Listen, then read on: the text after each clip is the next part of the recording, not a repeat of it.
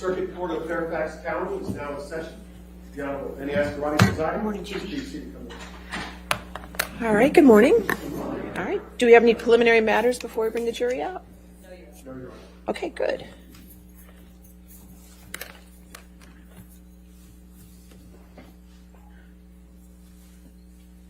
I forgot. I have an exhibit I need to hand out. Okay, that's fine. Which exhibit number is it? One from yesterday, it's 1246. 1246? Okay, great. All right, perfect, thank you. All right, you get the jury.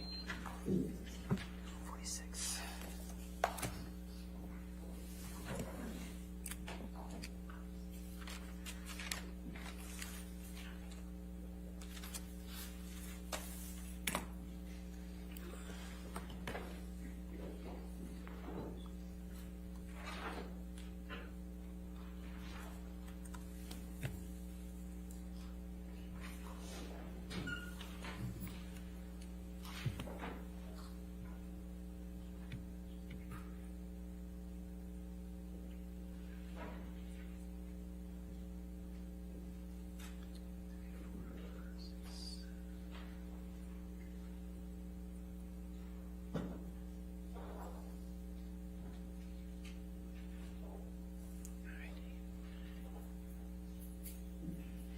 All right, good morning, ladies and gentlemen.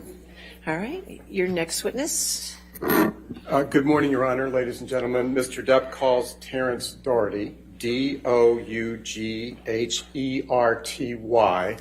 and for the first part of the deposition, it will be Mr. Depp's counsel asking the questions, and then it will change, and we'll let you know.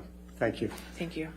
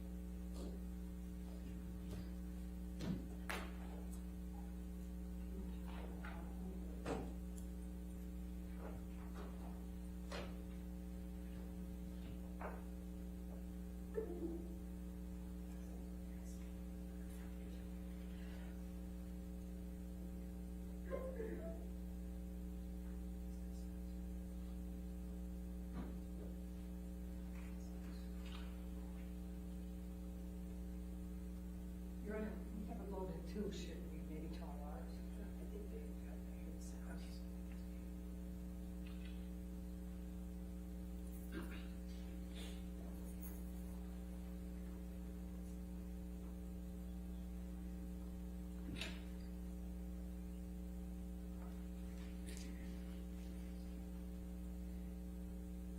Address. 360 Riverside Drive. Good morning, Mr. Dougherty. Would you please state your full name for the record? Terrence Dougherty. What is your address? 360 Riverside Drive, New York, New York, 10025. I went to Oberlin College. I got a BA there, and with the majors in history and in English, and I studied viola da gamba performance at the Oberlin Conservatory. I then took 4 years. 4 years after I graduated, I went to Columbia Law School. In what year did you receive your BA from Oberlin? 1991. And what did you do in the 4 years between your graduation from Oberlin and going to law school? I was a kindergarten teacher in the South Bronx at a homeless shelter for a few years. And then I did freelance editing work for an academic press named Routledge, and simultaneously was the writer, research assistant to feminist cultural critic Bell Hooks. And remind me, sir, where you went to law school? Columbia. Did you receive your JD from Columbia? I did. In what year was that? 1998. Having received a JD from Columbia, I take it you know what a statute of limitations is. Is that correct? Correct. After receiving your JD from Columbia, what did you do in terms of your professional life? I worked at Fried, Frank, Harris-Shriver, and Jacobson for about 4 years, 3.5, 4 years. I was in their tax department. And after that, I went to work at Patterson Belknap. And I was also in the tax department there, but worked on primarily with their exempt organization clients. Patterson has a large exempt organization client practice. Is it fair to say that you worked for Mr. Schwartz's firm, Patterson Belknap, from about 2002 until about 2005? That's exactly right. Did there come a time you left Patterson Belknap to work for the ACLU Foundation? Correct. At the time you left, was the ACLU a client of Patterson Belknap? Yes. And it continues to be a client until the present day, correct? Correct. Was there any time between 2005 and today where Patterson Belknap ceased to be a client of the ACLU? No. You mean where the ACLU ceased to be a client of Patterson, right? Yes, thank you for that correction. Yeah, no, we've been a client the whole time. Not always with active matters, of course, but a client the whole time. In what capacity did you start at the ACLU Foundation in 2005? I was the ACLU's first in-house lawyer. My title was Senior Corporate Counsel. What were your responsibilities generally when you began as Senior Corporate Counsel at the ACLU Foundation? My role was to serve as the organization's in-house lawyer and to assess what the needs were for an in-house counsel department or practice at the ACLU. And I take it you have continued to work as a lawyer at the ACLU on an uninterrupted basis from 2005 to the current day? Correct. My title changed relatively soon after 2005. In either 2006 or early 2007, my title was changed to General Counsel. Is that still your title today? It's part of my title. I'm General Counsel and I'm also Chief Operating Officer. To whom do you report? I report to Anthony Romero, the Executive Director, Chief Executive Officer. So that's a direct report. There's no intermediary between the two of you, correct? Direct report. Sitting here today, do you know how much money Ms. Hurd has actually donated to the ACLU, actually remitted to the ACLU? Yes, I do. How much is that? So when you say remitted, do you mean direct payments from her personally, or do you mean payments on her behalf, or payments, from a donor advised fund that she might have set up, or you? We can break it down. Let's first from how much has Ms. Hurd paid directly to the ACLU? That would be $350,000 paid directly. How much has been paid indirectly and credited to Ms. Heard? There was $100,000, which was a check from Johnny Depp. There was a $500,000 payment from a donor-advised fund at Vanguard. And then there was a $350,000 payment that appears to be from a donor-advised fund at Fidelity, making it total $1.2 million. And when you speak of credited toward Amber Heard, to what are you referring? And I think I might have done the math wrong. Let me just do the math in my head. It's 700, 800 plus the 5. I think 1.3 is the amount. We received a check from for the $100,000 payment. We received a check from Johnny Depp's representatives, and it was said to be a payment in connection with on behalf of Amber Heard. She confirmed that. The $500,000 payment from Vanguard Charitable, she confirmed was a payment on her behalf, and the $350,000 payment as well. When you say credited toward her, what does that mean? Well, she had, when we initially had contact with Amber Heard in 2016, she indicated her desire to pay $3.5 million to the ACLU, and that was, and these were amounts that were in relation to that, her having expressed that that's what she wanted to pay to the ACLU. So it's fair to say that she has not donated $3.5 million as of today to the ACLU, true? True. When you say that Mr. Depp, our client, donated $100,000 to be credited toward Amber Heard, did the ACLU in fact credit that $100,000 toward the $3.5 million Ms. Heard promised to donate to the ACLU? We do credit it. Did Ms. Heard direct you to credit it to her account, as it were? We asked Ms. Heard if we should credit it, and she said that we should. With what person or entity is Vanguard Charitable associated? So Vanguard Charitable is a nonprofit that Vanguard, the financial institution, has set up that provides for a wide variety of donor-advised funds for individuals to use for their charitable giving. So there are thousands of Vanguard Charitable donor-advised funds. If you are asking specifically about the one that we received the $500,000 contribution from, we believe that is a donor-advised fund that was set up by Elon Musk. Who is Elon Musk? He's a tech entrepreneur. And isn't he also a donor to the ACLU Foundation in his own right?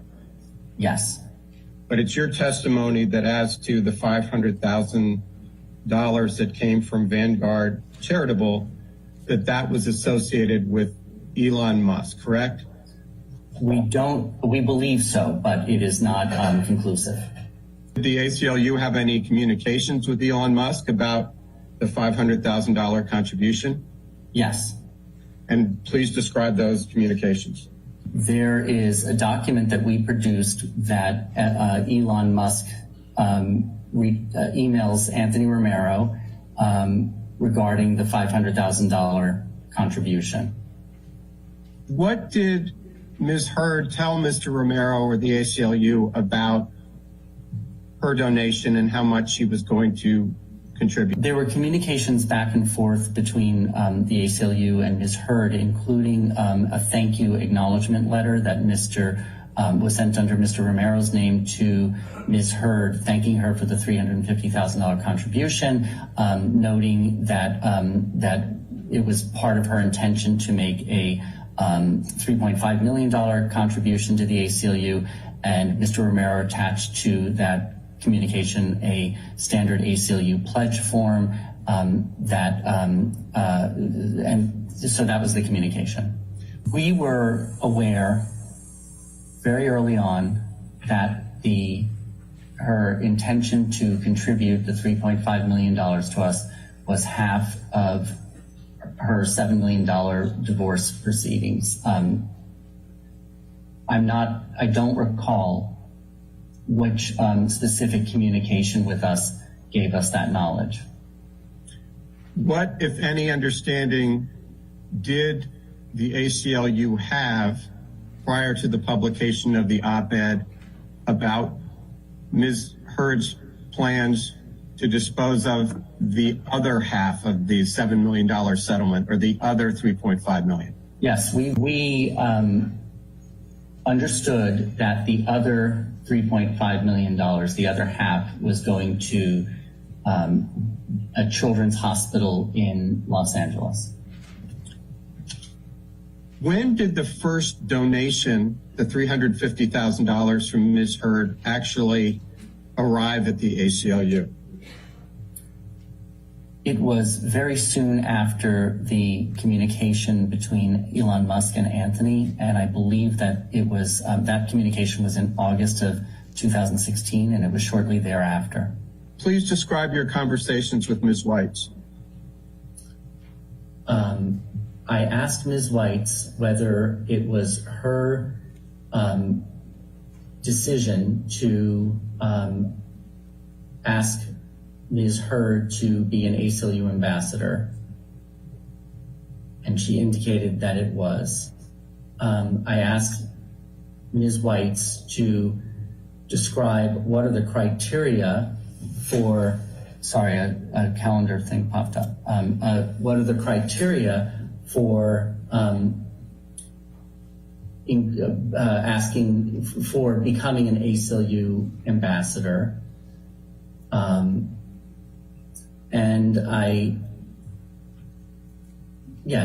what were the reasons why she thought that Ms. Heard would be an appropriate ACLU ambassador? How did Ms. Weitz respond? She said that ACLU ambassadors are people who are artists or influencers that are aligned with one or two ACLU policy issues. And the criteria for determining whether somebody can be an ambassador is that they have prior expertise in that policy area, that they can speak in detail about the area, that they are aligned with the ACLU's policy views of the area, and that they have significant following so that their communications to the public that we support reach a wide variety of people. Of those criteria, which did Ms. Weitz identify as the most important, if any? I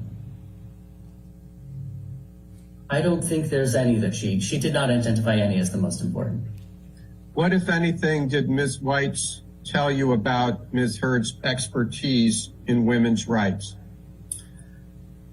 Ms. Weitz said that she had arranged a meeting between Ms. Heard and representatives of our Women's Rights Project and our Reproductive Freedom Project, and Ms. Heard spoke with such clarity and expertise on issues of gender-based violence that she decided that she would be an appropriate person to ask to become an ACLU ambassador, and she did so. What, if anything, did Ms. Weitz tell you about Ms. Heard's significant following?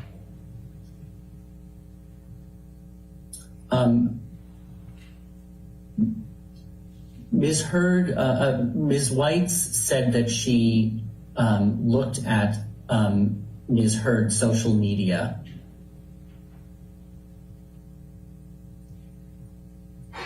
Anything else? No, not that she said to me. All right, let's look to topic 6. What, if anything, did you do to prepare to testify about your role, the ACLU's role in the conception, preparation, drafting, or publication of the op-ed? I reviewed the documents that we produced. I had 3 meetings with our lawyers. I spoke with Ms. Weitz and Mr. Romero. Please describe your discussions with Ms. Weitz. I asked Ms. Weitz whether she was involved and what her involvement was with respect to the conception, preparation, drafting, and her publication of the op-ed. And she indicated that because of her role as our Director of Artistic Engagement, she was involved in all aspects of the conception, preparation, drafting, and publication, and that the other members of the communications department who worked on this, even though they didn't necessarily report to her in terms of our hierarchy, they reported to her in terms of this specific task. She was the person who was the director of this project. Did Ms. Weitz tell you that she participated in the drafting of the op-ed?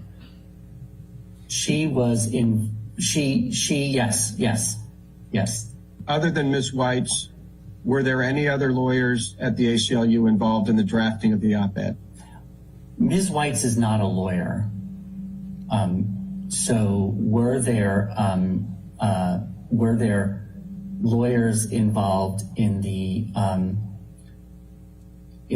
drafting of the op-ed? I believe it was the drafting of the op-ed was all done within the communications department. What is Ms. Weitz's academic background? I don't know her academic background. Was any ACLU lawyer, and I mean in-house lawyer, involved in the drafting of the op-ed? I believe the answer is yes. I believe that there are documents that support back and forth between support for the op-ed, but I don't recall. Sitting here today, do you know how many ACLU lawyers are involved in the drafting of the op-ed? No, I don't. Were there any ACLU lawyers involved in the reviewing of the op-ed before it was submitted to the Washington Post? Yes, there were. How many? I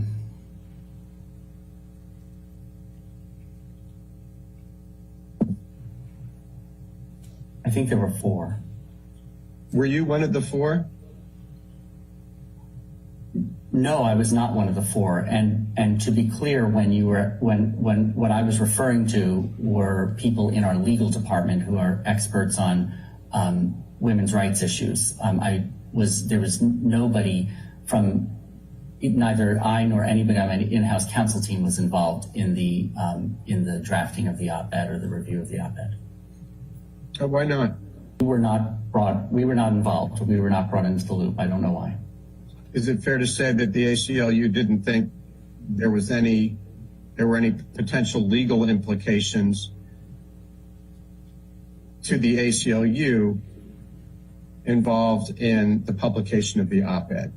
I have not spoken with any of the lawyers in the legal department about whether they thought it would be necessary to involve any member of my in-house counsel team in the review of the op-ed. Who were the 4 attorneys in-house at the ACLU who were involved in reviewing the op-ed before it was submitted to the Washington Post? Okay, so I was referring to people in the legal department, not the in-house counsel's office, the legal department who do our work, our civil liberties litigation and advising on legal issues relating to civil liberties. And I believe that the op-ed, the 4, was reviewed by Lenora Lapidus, David Cole, I believe Louise Melling was involved, and there may have also been a fellow that was involved in reviewing it. These are all, there are a number of back and forth emails that we produced that will indicate specifically who those people were. Okay, let's move to Exhibit 2, please. Yes, sir, stand by.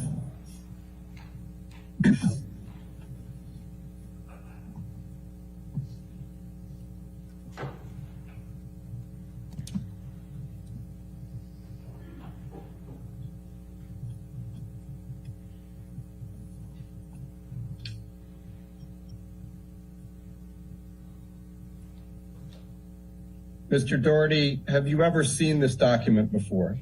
Yes. What is it? These are conversations within the ACLU Communications Department about Ms. Heard donations to the ACLU and the possible engagement of that issue as a communications matter for the ACLU. Mr. Doherty, if we could start in the email in the middle of the first page of Exhibit 2.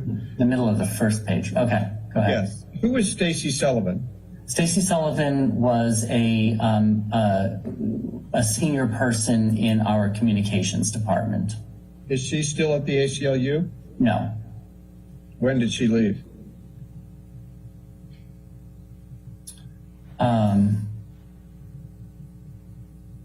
I don't recall the date. Who is Stephen Smith? Stephen Smith, at the time, was our Associate Director for Strategic Communications. Now he is the Deputy Communications Director. And I believe you testified earlier that Mr. Romero first came to learn about this through Elon Musk. Is that right?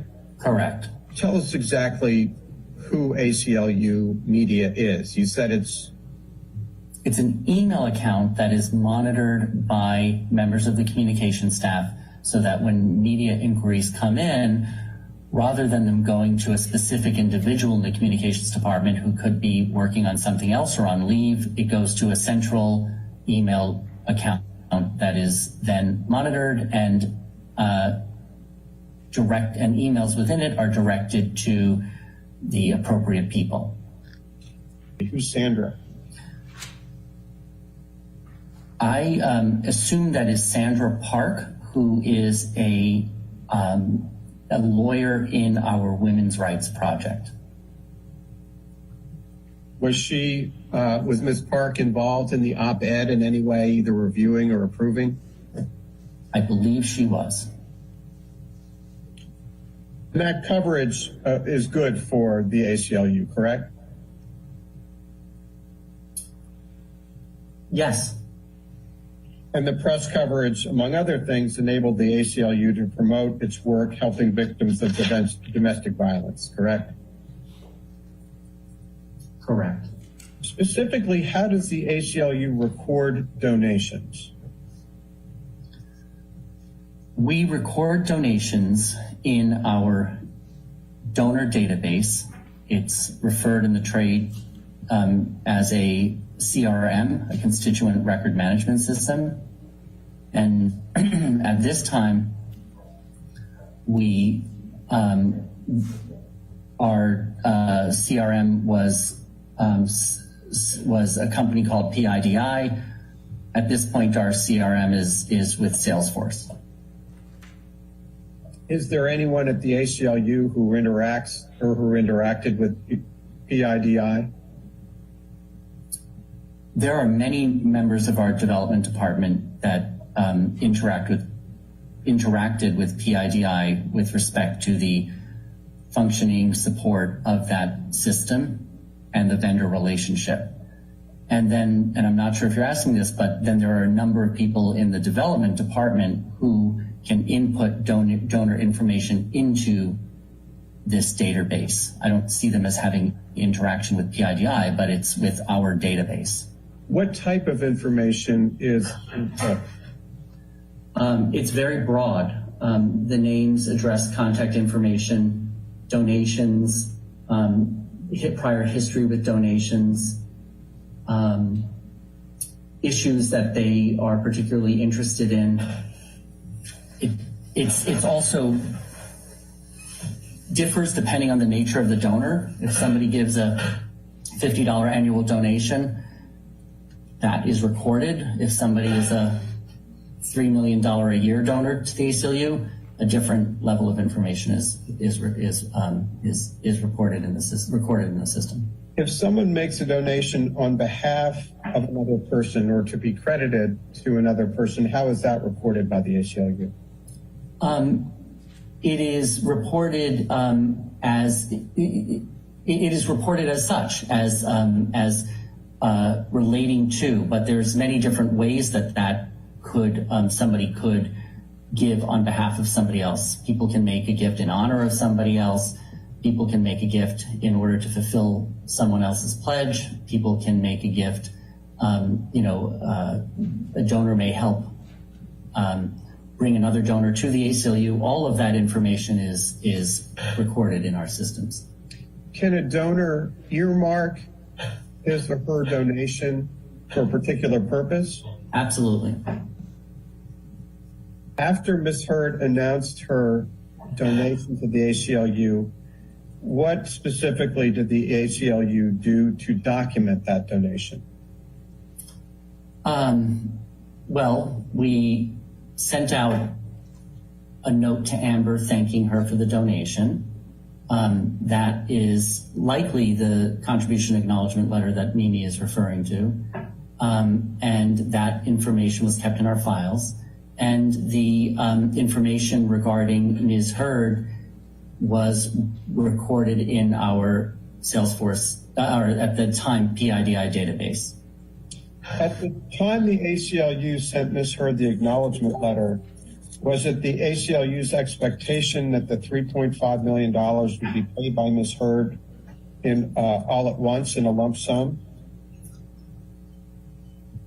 No, I do not believe it was. I believe that we believed that it would, based on the Elon Musk email, we thought that it might be, that it was intended to be over a 10-year period, although that was never specifically confirmed.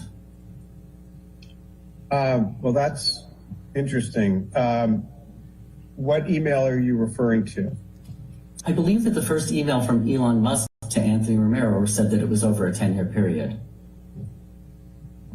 Anything else to make the ACLU believe that Ms. Heard was not paying the money right away out of her divorce settlement with Mr. Depp? Anthony, in his communications with Ms. Heard, referred to the amount as a pledge, and a pledge is generally what a pledge means is that the amount is not necessarily paid all at once. It's pledged to the organization rather than just sending a check.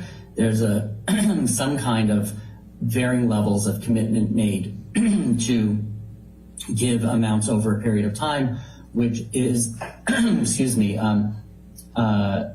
useful for the charity to know so that it can make future projections as to income. Mr. Doherty, who, if anyone at the ACLU, was assigned to handle or track Ms. Heard's donation? That would have been two different people, depending on what you mean by track. There is a person in our leadership gifts department, which is the department that deals with high-level donors. His name is John Moresco, and his role is to, in addition to facilitating, maintaining the relationship with those donors, is to oversee the back and forth with those donors for annual giving. So in this case, that would include Ms. Heard's gifts to the ACLU. And then there's a second group within the development department that is the team that maintains the overall donor database, the then PIDI, now Salesforce database. Okay, was Exhibit 9 prepared in the ordinary course of the ACLU's business? It's not back up on the screen yet. Okay, here it is. Yes, it was. Is it maintained in the ordinary course of the ACLU's business? Yes. Were these emails, to your knowledge, prepared contemporaneously with people having knowledge of the contents? Correct. Okay, if we could please move ahead to Exhibit 11. Yes, sir. Stand by.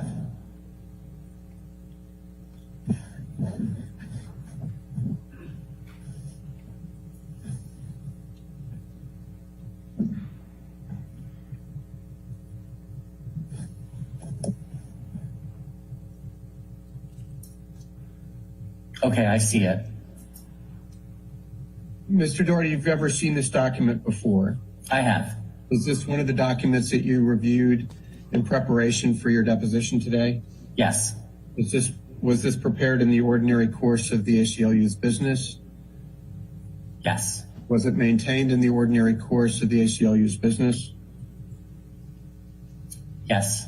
Was it prepared by Mr. Romero contemporaneously on or about September 19th, 2016?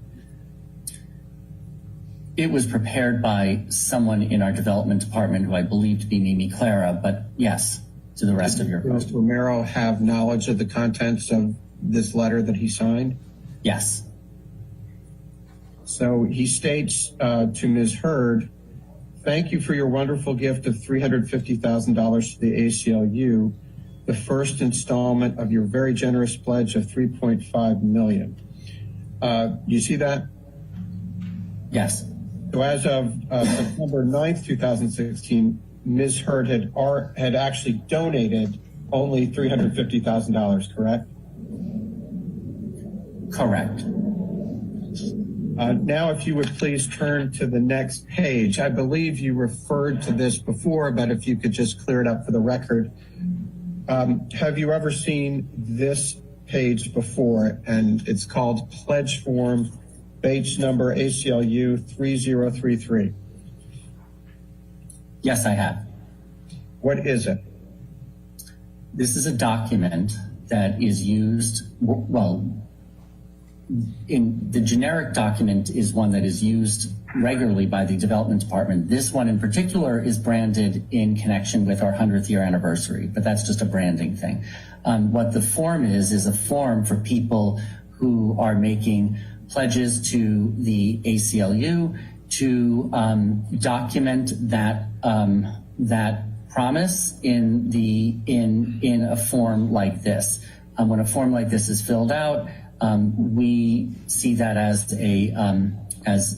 that documents the full amount that they intend to contribute and the time period over which those gifts are going to be made. And is it your understanding, sir, that this pledge form and the two documents after it, ACLU 3034 and 3035, were in fact attached to the letter Mr. Romero sent Ms. Heard on September 9, 2016? Yes. And who prepared this ACLU 3033, the pledge form? I believe that, well, it was somebody in our development department. I don't know whether it was Mimi Clara or John Rusko or someone else, but it was somebody who was preparing it in connection with the preparation of the tax acknowledgement letter. There's a reference on top of the pledge form, Amber Heard, care of Pierce O'Donnell, Greenberg, Glusker, and then there's some other names. Do you know what the firm Greenberg, Glusker had to do with Amber Heard? No. And you have no idea why it was sent to Ms. Heard care of Mr. O'Donnell at Greenberg Glusker?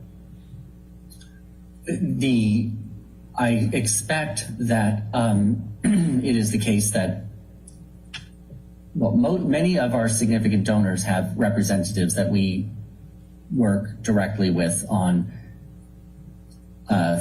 technical things such as a pledge form. Okay.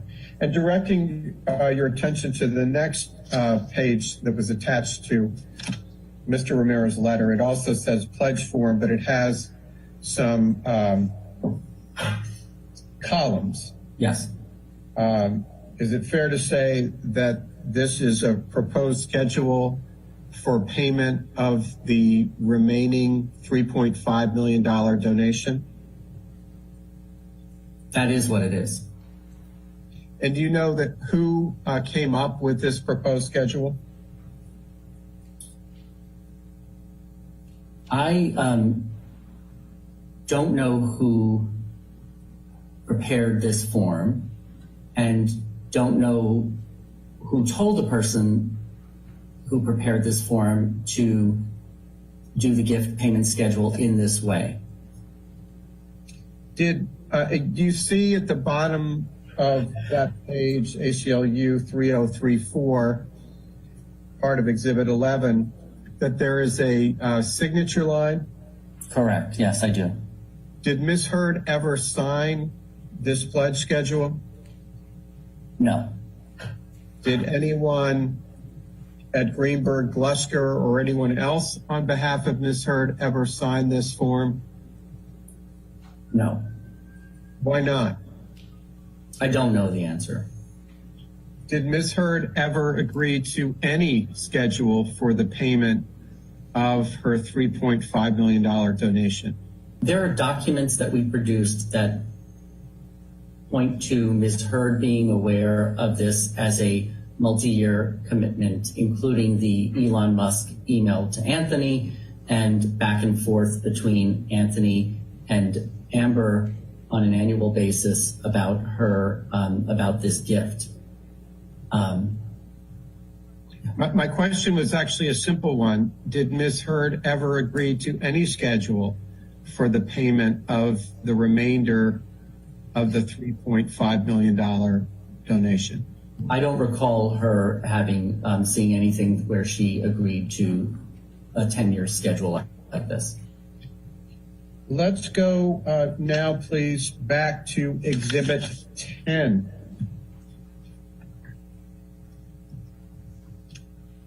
Sir, stand by.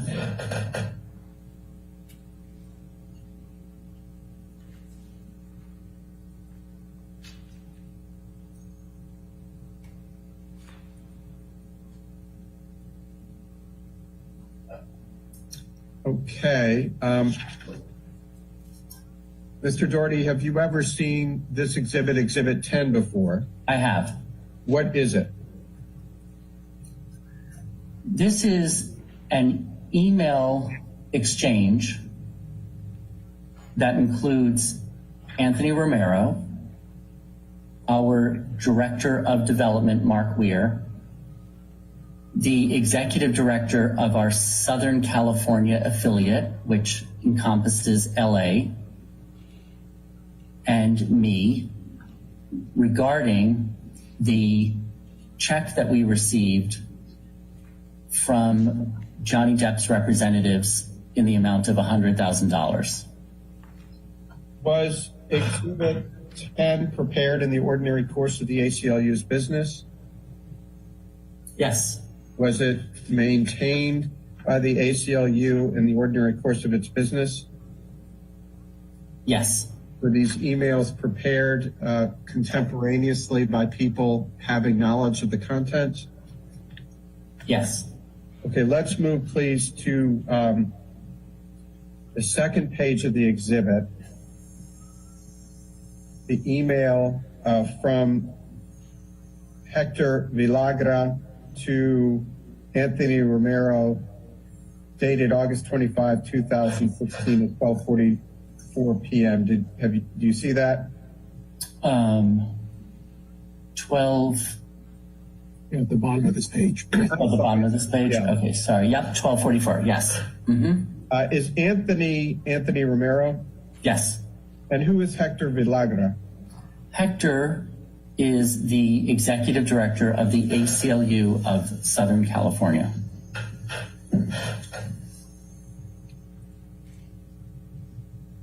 And you see where he informs Mr. Romero the actual check is for Mr. Depp, care of his CPA, and handwritten on the check it says donation being made in the name of Amber Heard. So I think you've testified that the ACLU in fact received a $100,000 check from Johnny Depp, correct? Correct. And do you know why Mr. Depp asked that it be credited to the name of Amber Heard? No, I don't. Mr. Villagra tells Mr. Romero that he has been designated, or that he has been the point person. What does that mean? Hold on, let me just find that. It's at the very end of the exhibit on the next page. Oh, okay. My staff let me know that you have been the point person. Yes, Hector is saying that Anthony was the main person with the relationship with Amber as a donor. And why was Mr. Romero the point person? Mr. Romero is one of our most significant fundraisers at the organization, and he has a specific portfolio of donors that he and his team, such as John Moresco, support.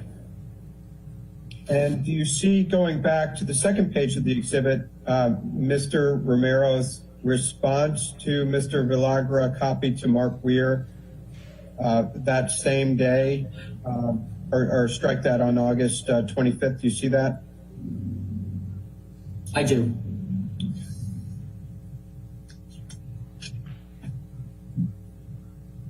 Now let's move back to the first page. And do you see the email from Mark Weiler to Hector Villagra, copied to Mimi Clara, on or about August 25th at 11:12 a.m.? Yes. So he says, just spoke with Anthony, just spoke with Anthony, who just got off the phone with Elon Musk. And Anthony refers to Anthony Romero, correct? Correct. Why was Mr. Romero discussing the Heard donation with Elon Musk? My understanding is that Anthony reached out to Elon Musk because he had a prior relationship with Elon Musk, and Elon Musk was the person who first contacted Anthony about the donation, about a donation from Amber. And wasn't Mr. Romero specifically asking him about Mr. Depp's donation of $100,000? That's how I read this email, yes. And if you look down, just below that, the email from Mr. Villagra to Mark Weir, and he says, got it, we will hold the check. That's a reference to the ACLU's holding the check from Johnny Depp, correct? That's how I read this. Okay, so now moving back up to that email from Mr. Weiler to Mr. Villagra, copied to Mimi Clara, he says, we're going to draft an email from Anthony to Amber explaining the situation and asking for her advice. What does he mean there? I take that to mean that we wanted to hear from Amber regarding whether this gift was attributable to the amounts that she wanted to contribute to the ACLU. Did the ACLU in fact reach out to Ms. Heard about Mr. Depp's $100,000 donation?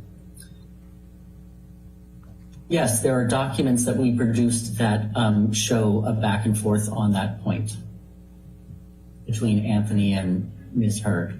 And Mr. Weiler, or Mr. Weir, writes, I'll keep you in the loop, but definitely hold the check until we get clearance from Amber.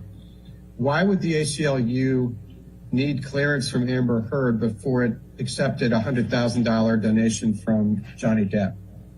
My understanding of this is that we that we wanted to know whether this, before we cashed this check, whether it was in relation to the Amber Heard desire to contribute to the ACLU as opposed to a separate desire by Johnny Depp to contribute to us individually. And in fact, the communication from Johnny Depp's representative said that it was in connection with Amber Heard, so we wanted to clarify what was going on. So moving to the email directly above that from Hector Villagra to Mark Weir, he says, we have more folks than I knew who followed TMZ. Here's their latest report. Amber Heard calls BS on Johnny's charity donation. Now you owe double. What's that a reference to? I don't really know specifically, other than to say that this is more indication that we were unclear of whether the Johnny Depp gift would count toward the amounts that Amber said she wanted to contribute to the ACLU. And then directing your attention to the top email in Exhibit 10, Mr. Weir responds, she's calling Johnny out on the $14 million in the press. What does that refer to? I don't know. I'm not aware of how 14 million plays into any of this. Okay, let's move ahead to Exhibit 12, please. Mr. Doherty, have you ever seen this document before? Just making it larger. Yes, I have. And what is it?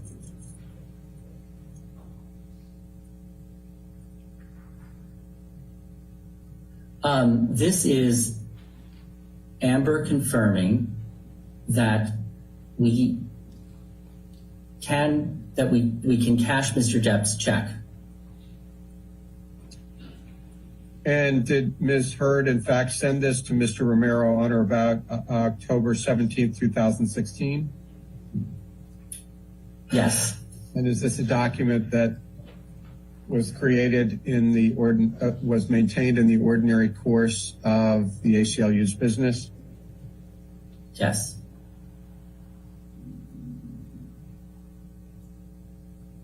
And it's true that the ACLU ultimately deposited Mr. Depp's check for $100,000, correct? Correct. Did the ACLU credit the $100,000 paid by Mr. Depp toward Ms. Heard's $3.5 million pledge or donation? We do credit that $100,000 amount toward the toward Amber Heard's charitable giving to the ACLU. Where, if at all, is that credit reflected in the ACLU's records? There are documents that we produced that show the fact that this was considered part of Amber Heard's charitable giving to the ACLU. After the ACLU received Ms. Heard's initial $350,000 payment, it received press inquiries about the Heard donation, correct? Correct. How many? Oh, I don't know the specific number, sorry. Was this document, Exhibit 20, maintained in the ordinary course of the ACLU's business? Yes. Was it prepared in the ordinary course of the ACLU's business contemporaneously by people having knowledge of the contents? Yes.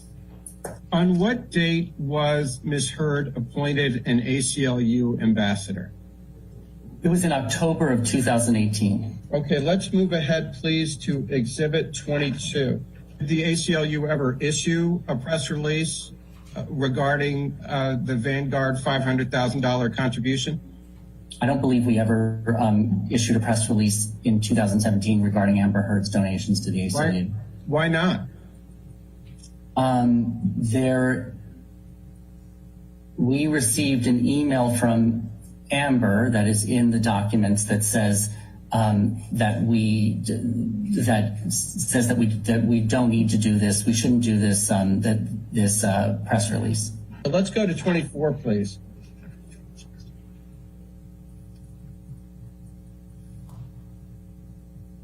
Stand by.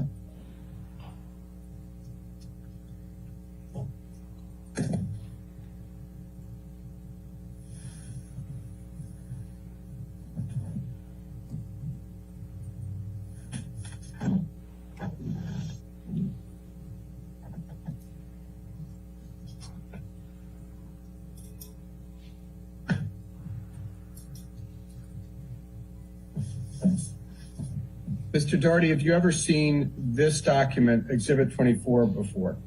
Yes. What is it? This is Anthony in his email to the one we just saw said that his comms people were going to be reaching out to Amber's people. And so Steve then starts that process, and Amber then Amber responds and says that she's no longer working with Pierce and introduces Steve to her new lawyer, Eric George. And she indicates that she has a concern about issuing a press statement. Is this document maintained in the ordinary course of the ACLU's business? Yes. Was it prepared in the ordinary course of the ACLU's business? Yes. And was it prepared contemporaneously by people having knowledge of its contents? Yes. I'd like to direct your attention to the email at the top of the page.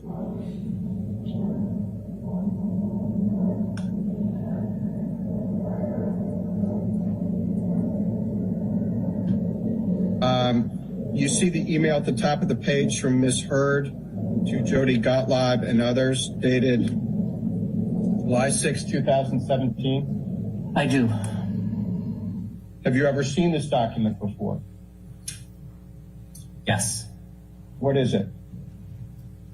This is Amber letting Steve know that she's no longer working with Pierce, but instead working with a new lawyer, and indicating to Steve that she is going to be talking with her PR team about whether, about issuing a press statement about her 2017, issuing a press statement about her 2017 gift. And directing your attention, she writes, their concern is that the press could potentially spin the fact that this is an installment and not the entire lump sum, as you well know, isn't possible due to the structure of the settlement agreement. The settlement agreement is a reference to the settlement agreement between Johnny Depp and Amber Heard of their divorce, correct? I read that to reference to the settlement agreement to be the settlement agreement between Heard and Depp, but I don't have any independent knowledge of that. What was the basis of your belief that she was going to pay you every year? The original communications and her response to us when we reached out to her, and she indicated, on a number of occasions that this was something that she was going to be looking into. But she didn't do it, did she? What we did receive was the $500,000 Vanguard charitable contribution, and then the next year, the $350,000 contribution. She didn't pay you on an annual basis, did she? Yes, we didn't receive any amounts in 2019 and on. Let's move up to the middle email on the page. Mr. Weir to Steve Smith. Thanks, Steve. Her gift is technically unrestricted, but it is weighted towards women's rights issues. What does that mean? What that means is that there's a particular type of gift that is legally restricted for a specific purpose, and that could be the restriction could be done in a number of ways. That was not done in this situation, but nonetheless, the intention in making gifts to the ACLU was to support that work. So there's that subtle distinction, and this is not an uncommon one at the ACLU.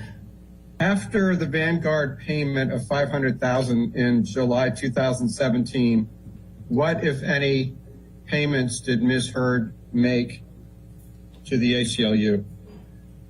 There was one more payment of $350,000 that came from Fidelity Charitable. So it looked to be from a donor-advised fund at Fidelity.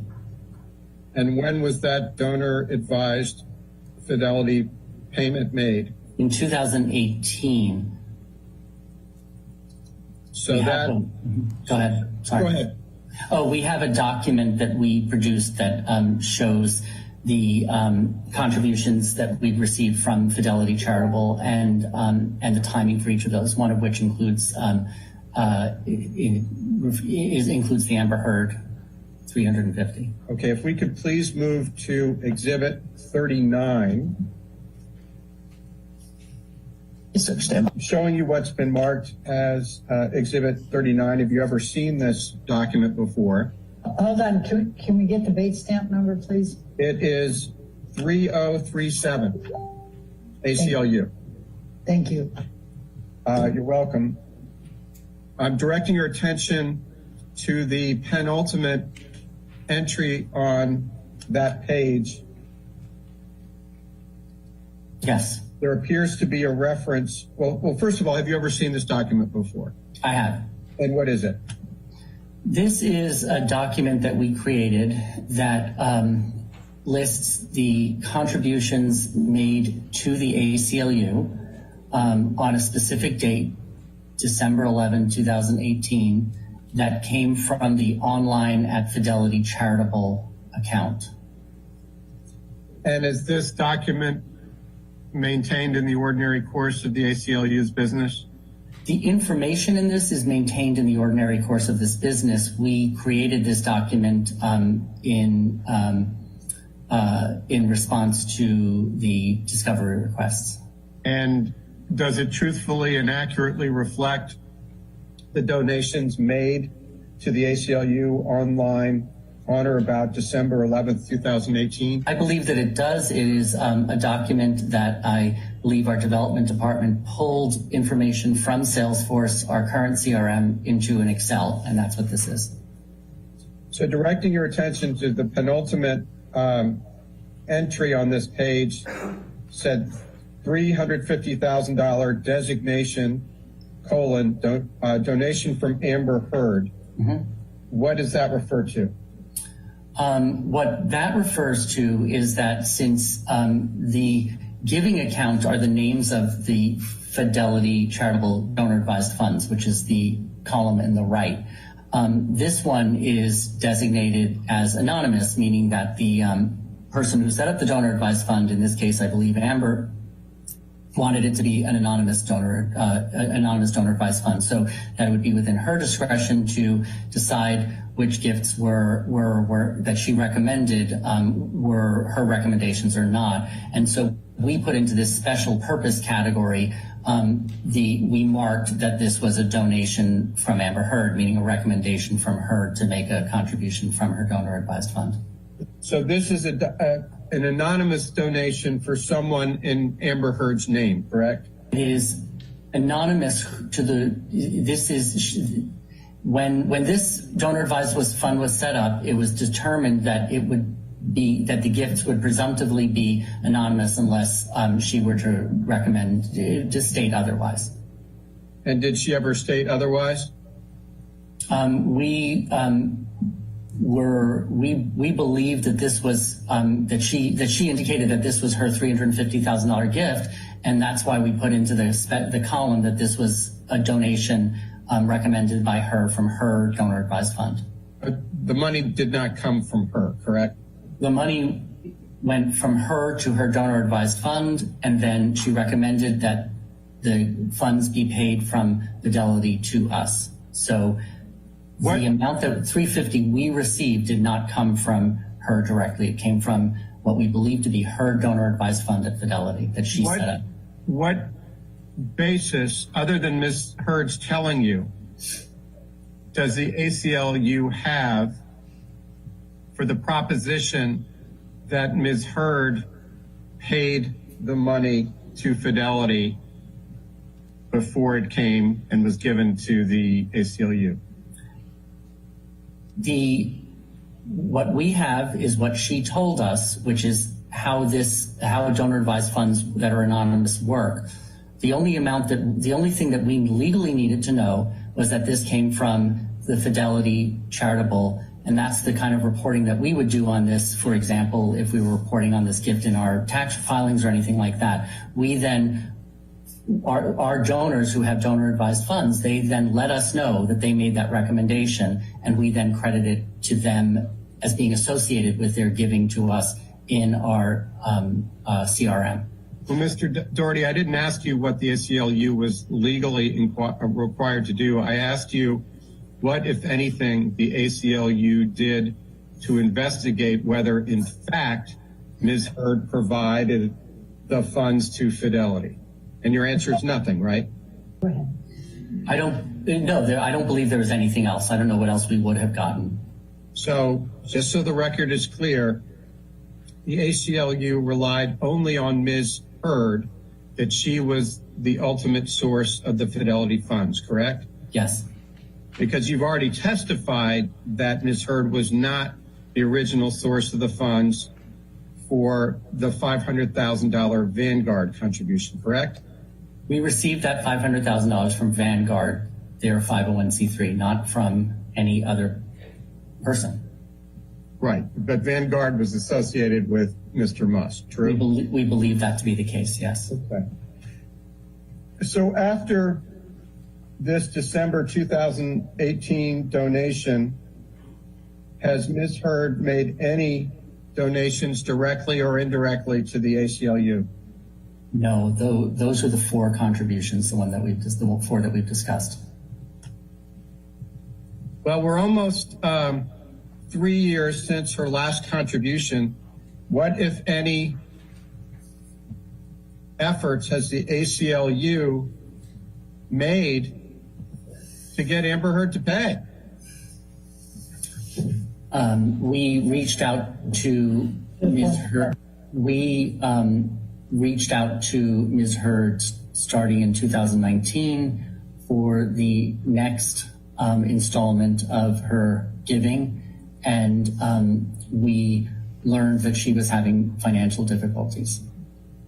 Well, let's unpack that. So when in 2019 did the ACLU reach out to Ms. Heard about making her promised contributions?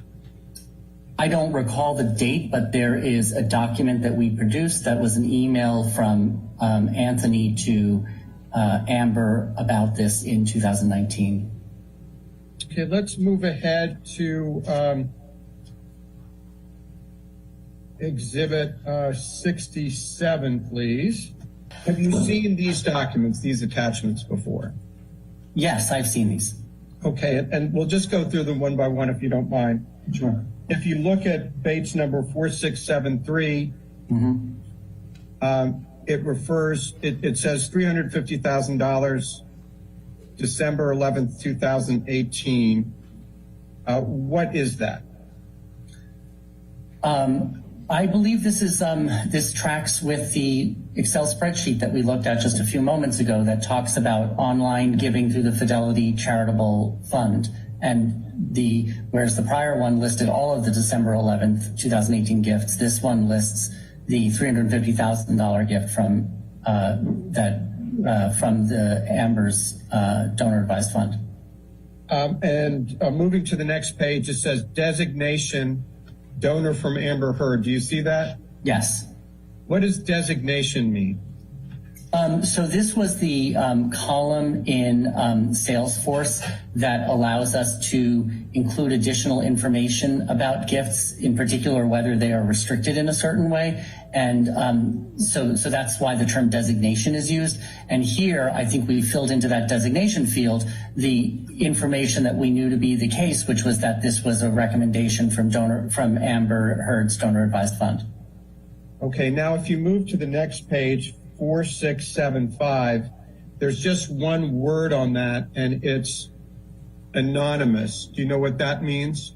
This corresponds to the column of that same spreadsheet that listed the names of the donor-advised funds that individuals set up at Fidelity, and that the name of the Amber one was anonymous.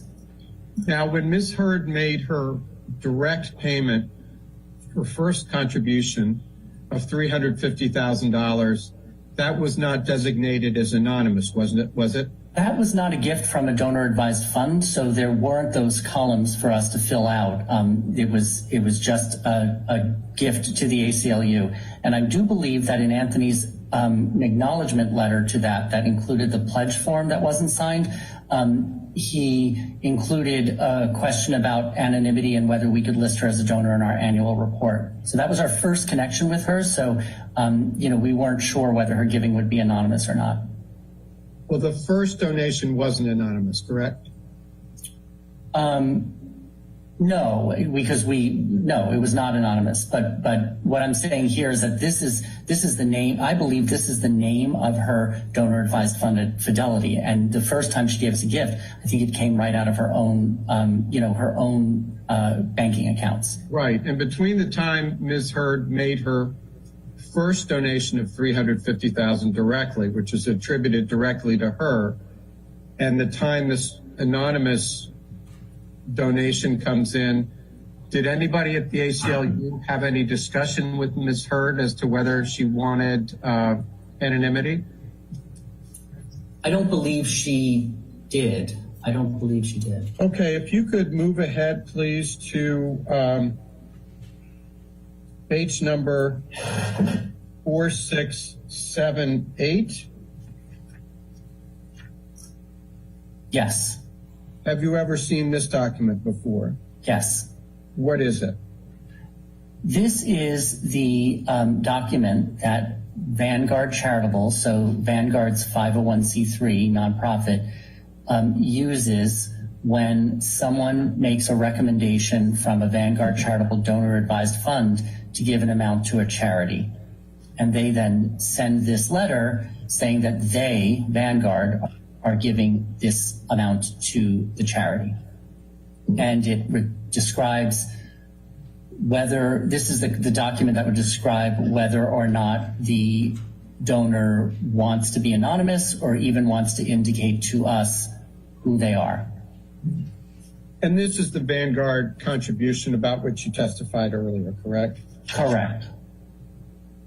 Let's move ahead, please, to 4679, which is the next page. Yes, And have you ever seen this document before? I have. And is this one of the documents that you reviewed in the context of preparing for this deposition? Yes. And directing your attention to the middle of the page, it says, remark from Amber Heard. What does that signify? This, I'm sorry, I'm counting the 3 seconds. This is a record of a wire into our accounts at JP Morgan Chase in the amount of $350,000 from Amber Heard's account And at this was City National Bank. And this was her first contribution, correct? Yes, this is the 2016 August contribution. Okay, and if you could move ahead, please, to the next page, ACLU 4680. Have you ever seen this document before? I have. What is it? This is the original email from Elon to Amber and Anthony describing her plan to donate to the ACLU over the next 10 years and her support for our work, and that she wasn't restricting the gift. She just had a preference about the use of the funds, and that Anthony would forward her the wiring instructions, and then he did so, and then the $350,000 was wired, as we saw in that last JP Morgan Chase ACLU bank account wire record. And so Anthony let Amber know that we received it. Okay, so let's unpack that a little bit. So The email in the middle of the page was an email sent to Mr. Romero from Elon Musk on or about August 18th, 2016 at 1:14 p.m., correct? Correct. And he says, Amber, I described your plan to donate $3.5 million to the ACLU over the next 10 years, as you very much believe in what they are doing. You see that? Yes. Why was Ms. Heard, or strike that, why was Mr. Musk representing this on behalf of Ms. Heard? I don't know the answer to that question, but assume it's because of Elon's prior relationship with Anthony and that he indicated, I will make that introduction for you. He is representing that Ms. Heard's plan was to donate $3.5 million over the next 10 years. Is that correct? Correct, that was her plan. Did Ms. Heard ever say in words or substance that Mr. Musk was not correct and that wasn't her plan? I do not believe she ever said that. So she never refuted Mr. Musk's representation that she was going to pay the full $3.5 million, correct? It isn't the case that she didn't object to that she was going to pay the 3.5. It's just that she didn't object that was her plan as of August 18th, 2016. Thank you, Mr. Doherty. Let's move to the next page, which is 4681. Yes. And you see at the top it says Salesforce screenshot. Would you remind us, please, what Salesforce is? It's our current CRM, our constituent record management system, which is where we store all the information we have about our donors. We call it our donor database. And I believe that we've seen a version of this in an email from Mr. Moresco, correct? I do recall that this this is part of documents that we produced. Okay, well, let's start from the bottom up. Sure. If you look at the bottom entry in the column, it had the entry that has a close date 8/19/2016, completed $350,000. What does that mean? That's a record of her $350,000 contribution to us. And you see the designation, the giving name pledge payment? I do. And what does that refer to? That this was in connection with her overall plan to make a contribution to us of $3.5 million. Okay, now let's move up to the entry in the middle of the chart. It says Ms. Amber Heard's soft credit 2017, close date June 12, 2017, completed $500,000. What does that mean? That's the record of the Vanguard charitable contribution in 2017. Why does it say soft credit instead of pledge payment? Because it didn't come directly from Amber. It came from the Vanguard Charitable Trust, Charitable Fund. And we wanted to continue to associate it, though, with Amber in our donor database. Is it customary for the ACLU to make distinctions between hard donations, that is coming directly from the donor, and donations made by others in the donor's name? It's extremely important for us to understand whether funds came directly to us from a donor, from a donor's donor-advised fund, or from another donor altogether. That's all very helpful information to us as we think through our fundraising program. So, but my question was, is it common practice? And it sounds like it is common practice because you say it's important, correct? Yeah, I believe it's a common practice. Okay, and then let's look at the top entry in the chart. Yes. This is for the December 2018 payment, and I believe you testified this is the last payment Ms. Heard has made, correct? Correct. and it says Ms. Amber Heard donation 2018 payment.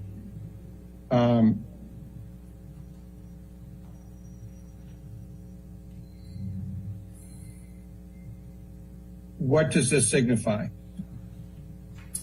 This signifies this relates to the 2018 $350,000 gift that we got, which I believe came from Amber's donor advised fund at Fidelity.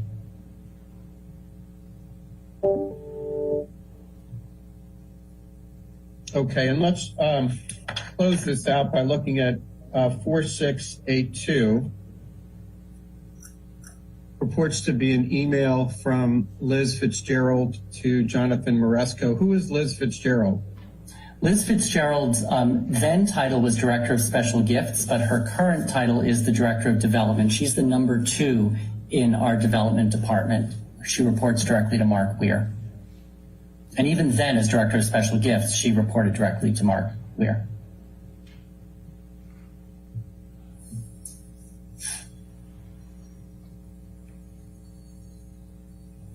Okay. All right. And with respect to Exhibit 67, the attachments that we've described, were they created in the ordinary course of the ACLU's business? The only one that I would not say was in our ordinary course of business is number 4681, in that this was created in connection with a discussion with Amber Heard's attorneys about Amber's donations to the ACLU. But all of the other documents in this exhibit were created in the ordinary course of the ACLU's business, correct? Correct. And even this one came from our donor database, which is something that we keep in the ordinary course of our business. And it's your testimony sitting here today that the information depicted on ACLU 4681 is accurate and reflects the accounting records kept in the ACLU's ordinary course of business, correct? It is correct that we received the 350, the 500, and the 350, and that we associated them all in some way with Amber. It does not list the 100,000 Johnny Depp payment, and there's differing terms that are used in that. I'm not sure we would use the term soft credit. We might refer to another way now. After that 2017 gift, that's when we launched the new database system, the Salesforce system, and prior it had been the PIDI system. So we had been doing some changes to definitions about how we record gifts. But the basic, which is that these are all associated with Amber Heard, these 3 gifts, that is absolutely accurate. Well, you raised a good point. Why isn't the $100,000 donated by Johnny Depp credited to Amber Heard? I think it should have been recorded in our database because it's information that we would want to have in that database about gifts relating to our relationship with Amber Heard. And we now do consider that gift as part of the constellation of gifts that are attributed to our relationship with Amber Heard. So that's how you would get from the 1.2 million to the 1.3 million, right?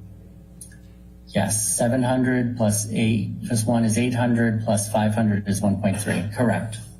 So the ACLU sitting here today attributes $1.3 million toward Ms. Heard's $3.5 million pledge, correct? Correct.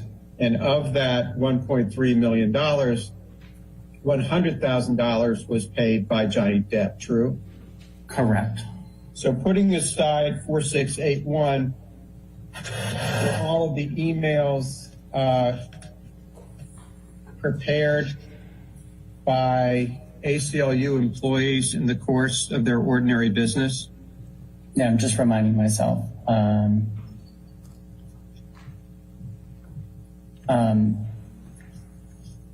Well, I believe that 4679 was also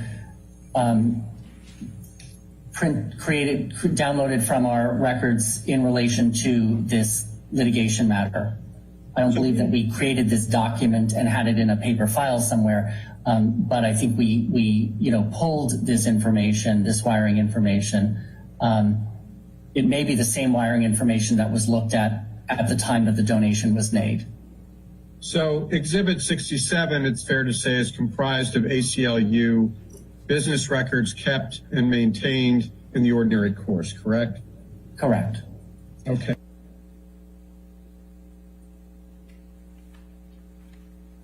Excuse me, Your Honor, we're going to change topics with Mr. Daugherty. And Take our morning break. Thank you, Your Honor. All right, let's go ahead and take our 15-minute recess. Do not discuss the case with anybody, and don't do any outside research, and we'll see you then. Okay.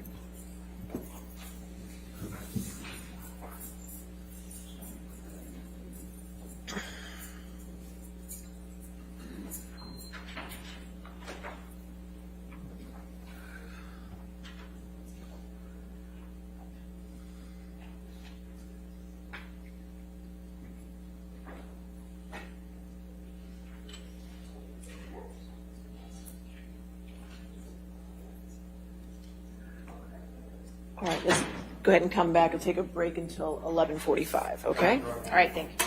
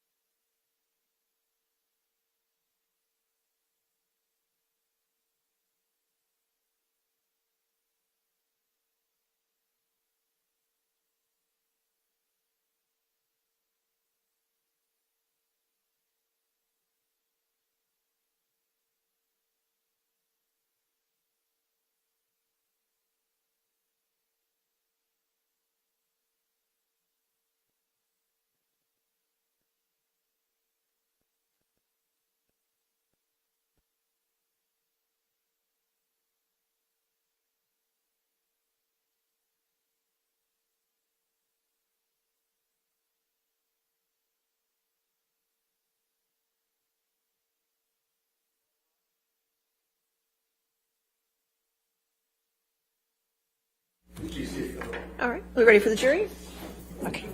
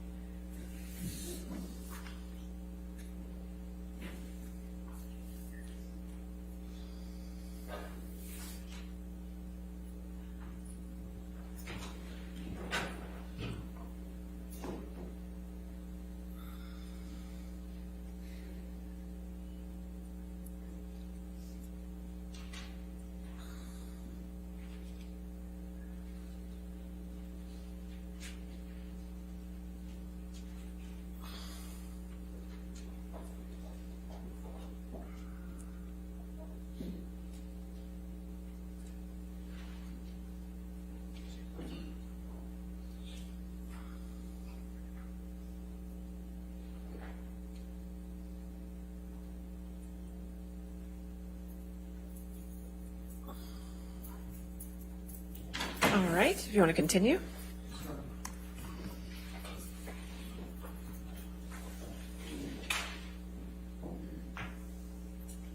Let's move ahead, please. One, have you ever seen this document before? Yes. What is it? This is a series of communications among people in our communications department around engaging Amber on our programmatic work, specifically relating to her being an ACLU ambassador. Let's now turn back to the email starting on ACLU 47. Bottom of the page from Gary Johnson to Jody Gottlieb and others. Yeah. Reportedly dated November 6, 2018. Who's Jerry Johnson? Jerry Johnson was a more junior person in our communications department. His title was Communications Department Strategist.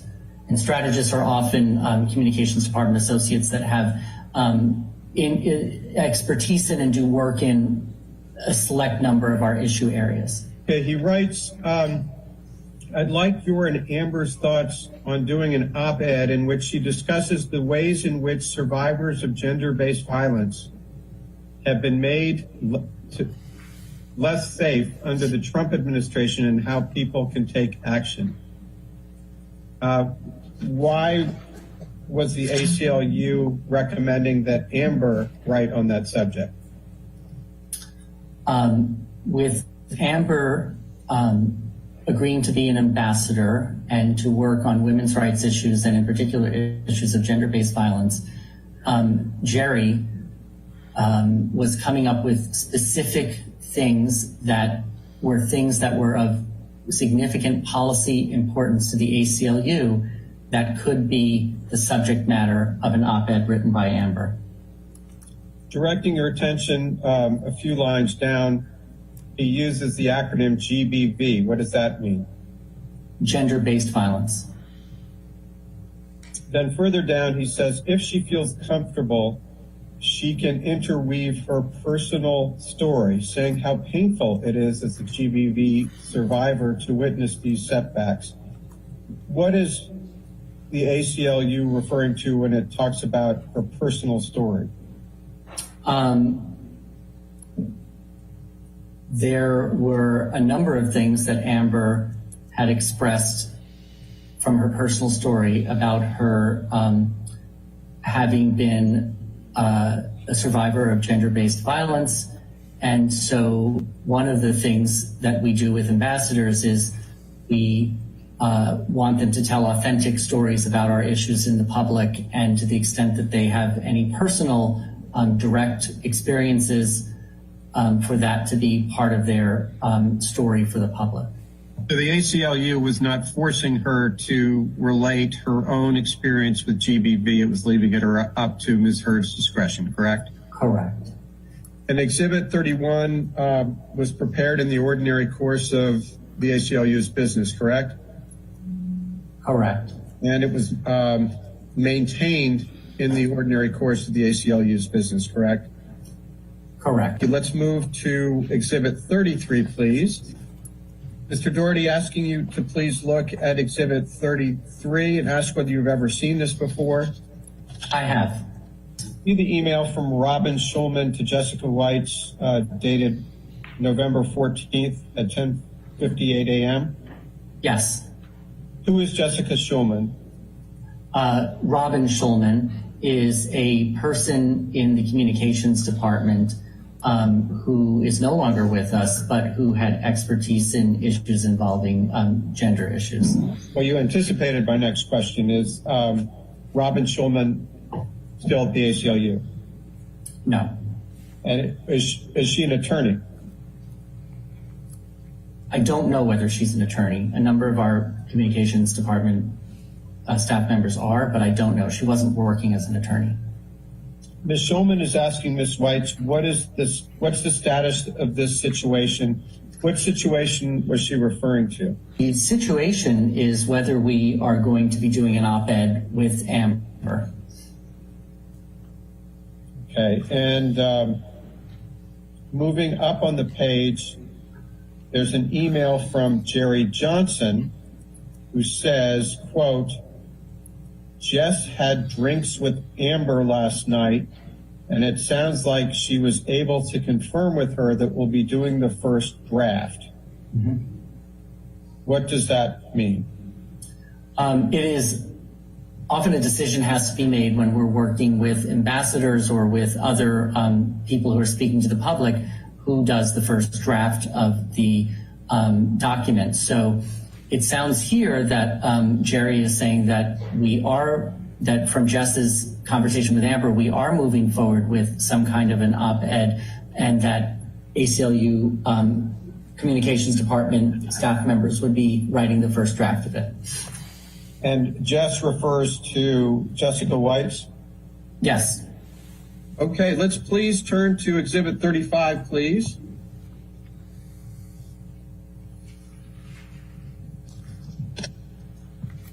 Have you ever seen this document before, Mr. Doherty?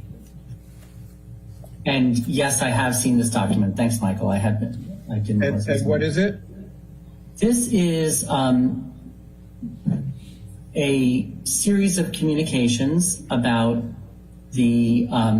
It's the result of a series of communications about the op-ed that Amber, under Amber's name, took place with a media outlet. And so this is Jessica Weitz sending a draft of that to Amber. Great. And let's go to the first email first, the email that starts in the second half of ACLU 185. It purports to be from Robin Schulman to Jessica Weitz on November 29. Do you see that? I do. And is she attaching the first draft of the op-ed to that email?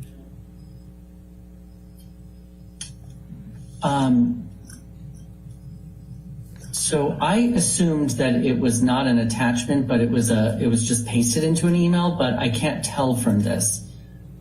I don't see anybody saying attached. So it could be either. But what I see this as is Robin sending a note to Jess Weitz for Jess Weitz to then forward to Amber. Understood. Robin says, I tried to gather your fire and rage and really interesting analysis and shape that into an op-ed form. What does that refer to? That refers to the effort for our ACLU ambassadors to speak publicly in a way that is impactful, that is shows the importance of the issues and how important they are personally to individuals. And in this case, therefore, Amber's passion for working on gender-based violence issues and speaking about it, and that she has an analysis that is one that Robin finds interesting. And so when she's referring to fire and rage, that's Ms. Heard's fire and rage, correct? Yeah, that's my read of this, even though I recognize that it is confusing because it's an email from Robin to Jess. And the rage would be directed against Johnny Depp, who purportedly abused her, correct? I didn't take it to mean that. I took it to mean fire and rage about gender-based violence issues. Was it your understanding that it was Robin Schulman who prepared the first draft of the op-ed?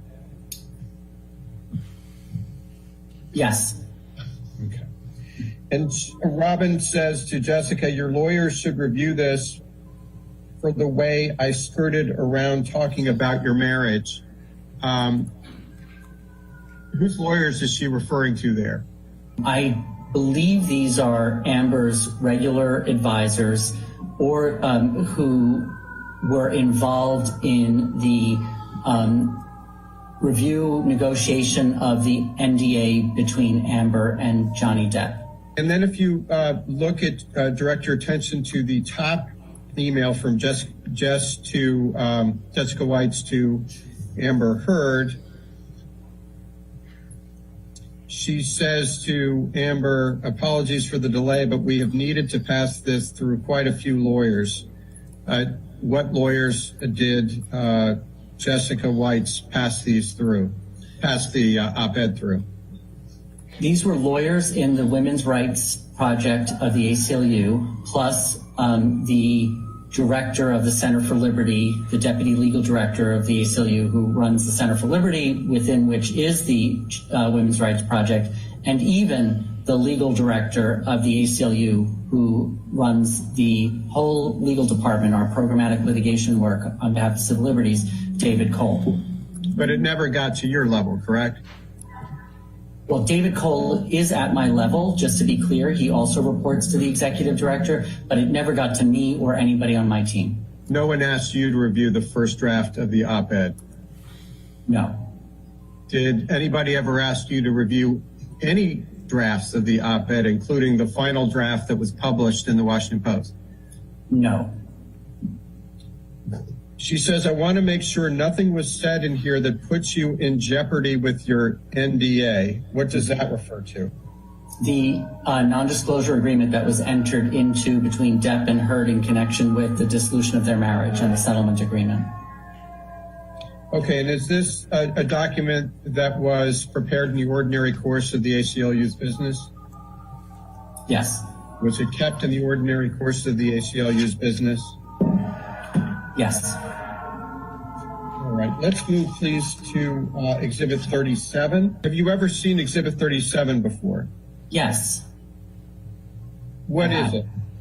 This is a draft of the op-ed that Robin is sending to Amber after a conversation that they had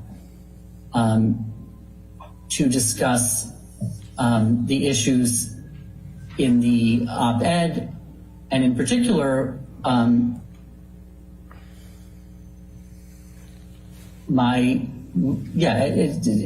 have a conversation about the op-ed. And then she sends her changes that were made to the op-ed that were relating to things that Robin and Amber discussed during that meeting. And to be clear, this next draft of the op-ed reflects changes that Robin Schulman made after she met in person with Amber Heard. Is that correct? Correct.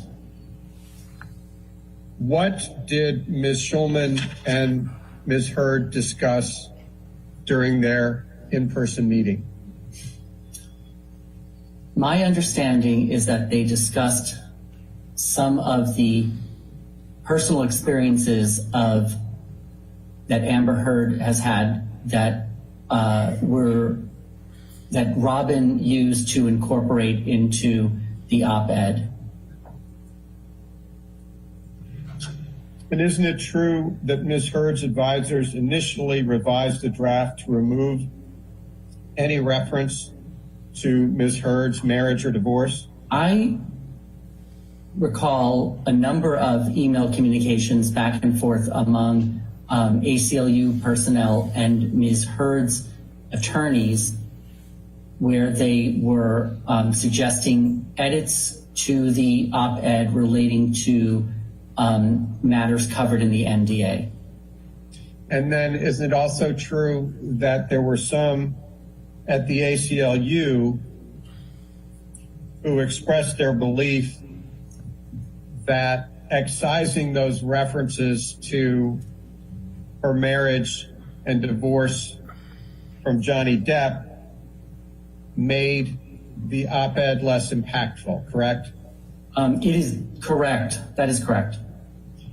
But ultimately, based on those voices, Ms. Heard pushed to get that excised material back into the op-ed so it could be more impactful, true? That's not my understanding. My understanding is that the language that wound up in the final op-ed piece was very different from the original language that Robin included in the op-ed after having spoken with Amber about her personal experiences. And how was it different? It did not refer directly to Ms. Heard's relationship with Johnny Depp. Okay, let's move ahead, please, to Exhibit 38. Yes, sir. Stand by.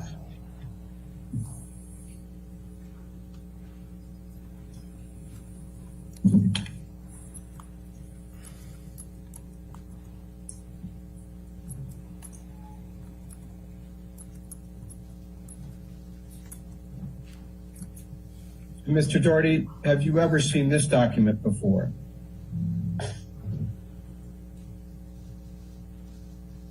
Yes. And is this one of the documents you reviewed in preparation for your deposition? Yes. What does this relate to? So this relates to Stacy Sullivan, who reported to Terry Tang, and her role with respect to this op-ed piece was to think about the best place to place it and to make the contacts with the media in order to get it placed. And she suggests here that the outlets that the ACLU and Ms. Heard was considering were the New York Times, the Washington Post, Team Vogue, and USA Today. Is that correct? So not Stacy, but Jerry, who I think you said she, Jerry is a he, and Jerry wrote some suggested places to place this after having had conversations with Amber. And Jerry's suggestions were the New York Times, Washington Post, Team Vogue, or USA Today. Is that correct? Correct. Whose responsibility was to place the op-ed? Was it the ACLU's, Ms. Heard's, or some combination of the two? The work to place the op-ed was taken on by the ACLU in that we have in our communications department people with expertise and who regularly do just that kind of work. But as we can see from this email, it was done in consultation with Amber Heard. And Mr. Johnson writes, since the draft turned out pretty strong and Aquaman slated to do large numbers, I'm wondering what you think about it. What does he mean by saying the draft turned out pretty strong? This appears to be the analysis of how broad-based and how what kind of reach the media outlets where we can place this will have, and that media outlets are more likely to take on publishing an op-ed like this if it is a strong one, and if it is, and to the extent that it is written by a person who's an entertainer or a well-known person, that the more they are in the public eye at the time, the more likely it will be accepted by a more prominent or broader reach media outlet. And so that's the sort of descending media outlets are in descending terms in terms of descending, likelihood of, descending importance and reach, but greater likelihood from, for example, as we go down that list. And Amber's referencing her own direct personal experience, and her marriage to Johnny Depp makes it a stronger product, correct? I think that the Amber's contributions to the portion of the op-ed that talks about personal experiences is part of what informed the view that this was a strong op-ed, and the importance of the women's rights issues referred to in the op-ed, in that some of them were very timely women's rights issues before Congress. And Ms. Heard had a co-starring role in Aquaman, correct? I don't know whether she was a co-star, but I know that that was a film that she was in. And didn't she tell the ACLU that she wanted the op-ed to come out just after Aquaman was released? I do recall that there was a conversation about the optimal timing for the op-ed piece. And as part of that conversation, Ms. Heard said in words or substance that she wanted the op-ed to come out soon after Aquaman, correct? I believe that's correct. Who did she relate that to? I don't recall, although I believe that there's documents that we produced that can shed some light on that. Is Exhibit 38 kept in the ordinary course of the ACLU's business? Yes. Was it prepared by people with knowledge and prepared in a contemporaneous manner? Yes, it was. And it was made in the ordinary course of the ACLU's business, true? True. Okay, if we could move ahead, please, to Exhibit 41. This is another one of these, it's not that long. Yes, sir. Stand by.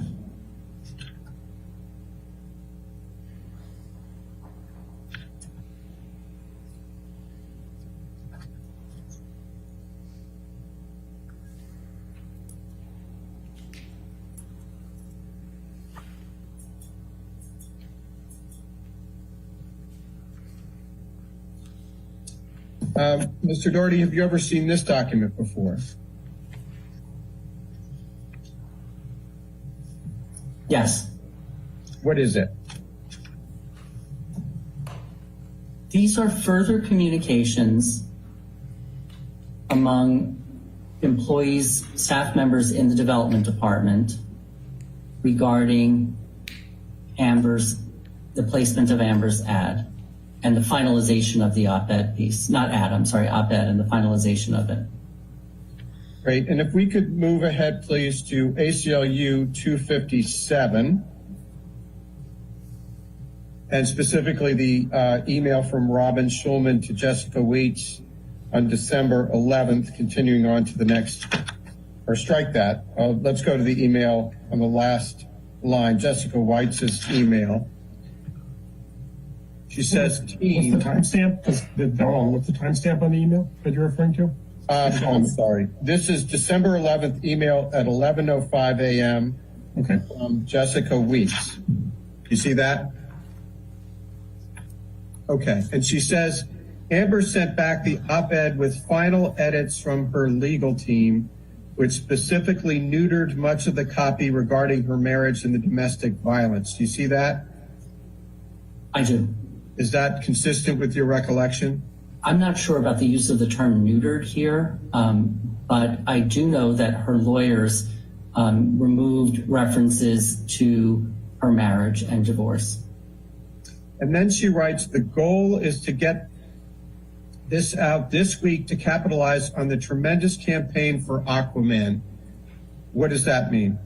That means, from the ACLU's perspective, that Amber is about to receive an incredible amount of press and be in the public eye. So what what better a time would it be than now to put out this op-ed so that it generates significant readership about our issues? And Amber agreed with the ACLU on that point, correct? I believe the answer is yes. Every step of the way we were making these decisions with Amber's PR representatives involved. Okay, let's move back to an email in the middle of 257. Okay. And it is from Jessica Weitz, timestamped 11:09 a.m. on December 11th, 2018. Okay. Robin, her lawyers omitted the below, but Amber would love to see a way to have that part in bold somehow put back in. Is there an artful way to do that? Otherwise, she is okay with the final. 2 years ago, I sought a temporary restraining order from my then husband. Ellipsis was changed to 2 years ago after successfully acquiring a temporary restraining order, but still not cleared by her lawyers. Do you see that? I do.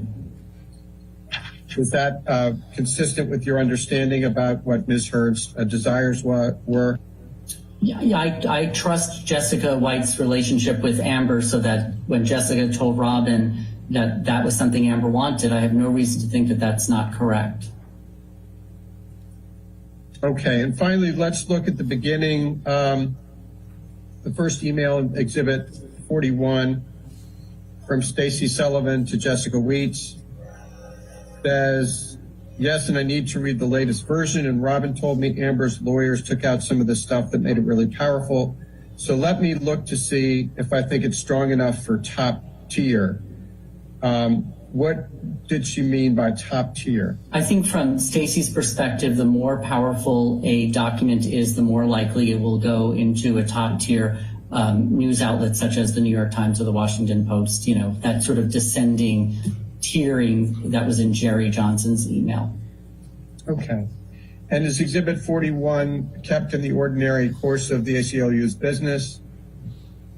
Yes. Was it prepared in the ordinary course of the ACLU's business by people having knowledge and done so contemporaneously? Yes. Okay, thank you. Let's move ahead to 43.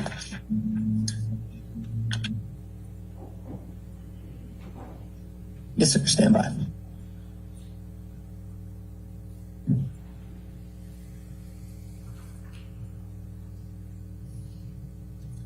Okay. Directing your attention to the first page in Exhibit 43 from Jessica Weitz to Sean Waltz. Who is Sean Walsh? Sean Walsh at www.rconsulting.com.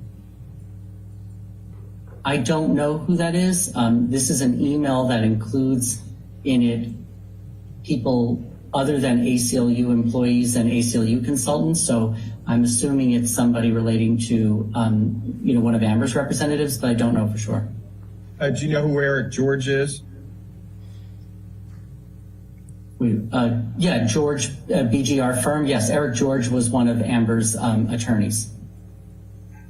And she's announcing to the group that it's going to the Washington Post, a triple exclamation points. Correct. Take it the ACLU was pleased that it was placed in the Washington Post. Correct. And I believe you testified earlier, but I just want to confirm that for the record, the ACLU took on the responsibility of attempting to place the op-ed, correct? Correct. And why the ACLU instead of Amber or her PR team? Placing op-eds about matters such as this is the kind of thing that is the bread and butter for the ACLU. And so I don't recall if a conversation happened about whether her PR people or our PR people should be in the ones that do the work to place this, but it is fully consistent with how we do our work that we placed this one. All right, let's go back to Exhibit 42, if you don't mind.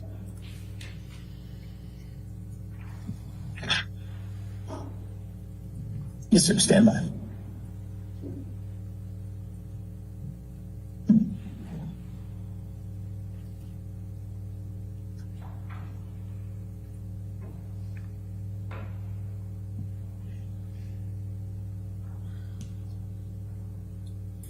have you ever seen this document before, Mr. Doherty?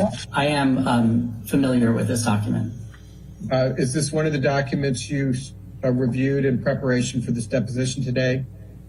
Yes. Was it made in the ordinary course of ACLU's business by people having knowledge and doing so contemporaneously?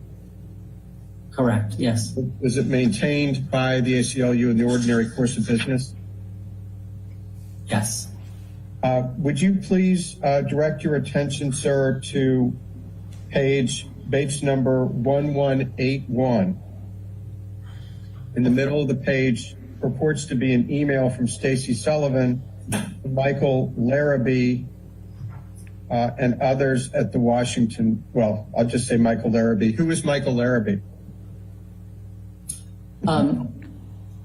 Michael Larrabee appears to be a person who was a contact that Stacey Sullivan had at the Washington Post.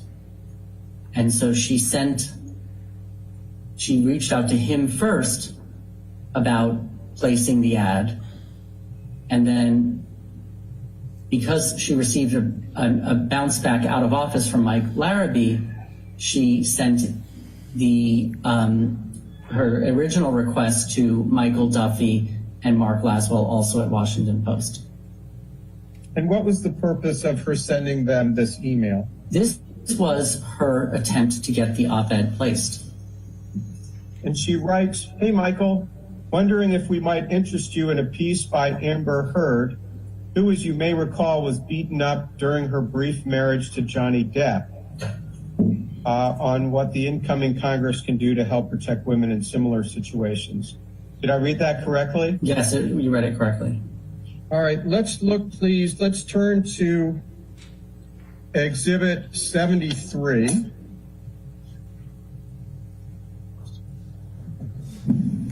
Yes, sir. Stand by.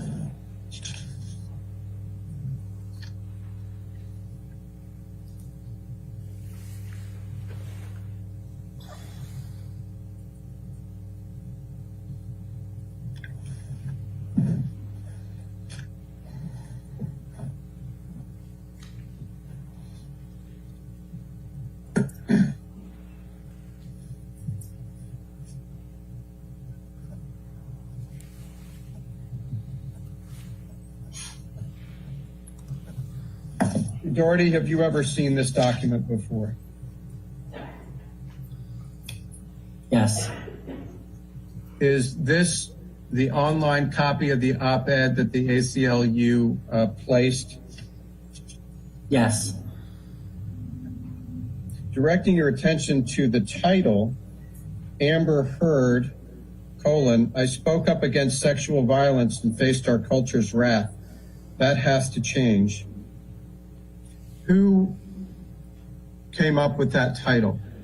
Based on my investigation, I'm not aware of I'm not aware that the ACLU had any role in writing the name of the op-ed piece. And my understanding of how op-ed pieces work is that it is the media, in this case, the Washington Post, would have drafted the name of the title of the op-ed and not the person who wrote the op-ed. Did the Washington Post seek the ACLU's or Ms. Heard's approval of its title? I believe the answer to that is no. There's nothing in the evidence that shows that they reached out to us to do that, and it is inconsistent with my understanding in that these news outlets do not usually ask for the permission of the author of the op-ed for when they come up with the title. Hello, Mr. Doherty. Would you please, or would the technician please call up Exhibit 45? Yes, sir. Stand by.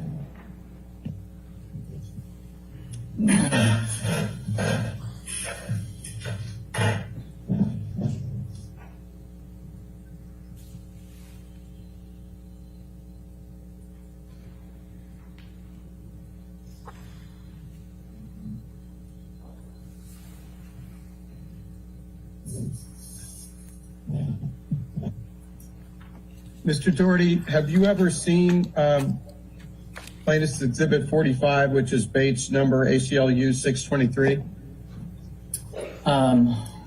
Hold on, I'm just making it a little bigger. Okay, yes, I have seen this document. And is this one of the documents you reviewed in preparation for your deposition? That's correct. And what is it? This is an article that was in US Today and specifically ties Amber's statements in her op-ed piece to Johnny Depp. And when Jessica White says so much for not mentioning JD, what did she mean?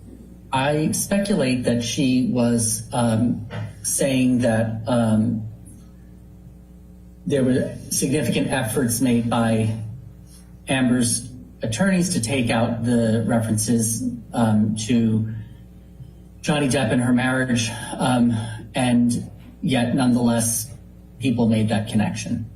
And in particular, the reporter for the USA Today took her to be referring to Johnny Depp when she spoke of being the victim of domestic violence, correct? Correct. Was this document prepared in the ordinary course of the ACLU's business contemporaneously by people having knowledge? Yes, it was. Was it maintained by the ACLU in the ordinary course of business? Yes. And would you please move ahead now to Exhibit 46?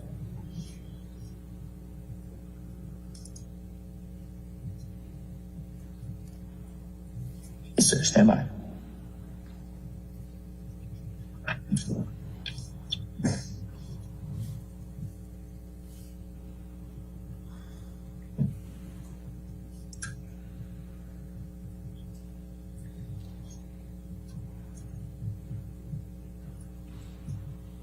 Mr. Doherty, have you ever seen Exhibit 46, which is ACLU page number 1287? Yes. What is it? This is a statement by Robin Schulman saying that that the article that they're referring to basically, recasts everything that is said, but ties it to Johnny Depp. So Ms. Schulman is agreeing with Mrs. White's characterization that the USA took Ms. Heard to be referring to her allegations of physical violence by Johnny Depp, correct? Yes. And she says it's kind of amazing that they just grabbed the entire op-ed and rewrote it using Johnny's name. Why was it amazing? I don't know why she found it amazing. Because that was consistent with your understanding. She was referring at least in part to Johnny Depp, correct? Yeah, based on my review of prior drafts of the op-ed, I knew that there were that she was referring to Johnny Depp and her marriage. Was Exhibit 46 prepared in the ordinary course of business by people having knowledge contemporaneously? Yes. Was it maintained in the ordinary course of the ACLU's business? Yes. Okay, let's move to Exhibit 59, please, which is Bates numbers ACLU 2614 through 2616.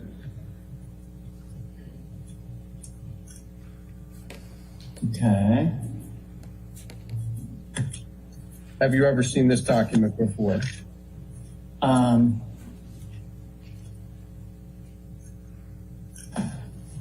Just going to the beginning. Yes. And what is it?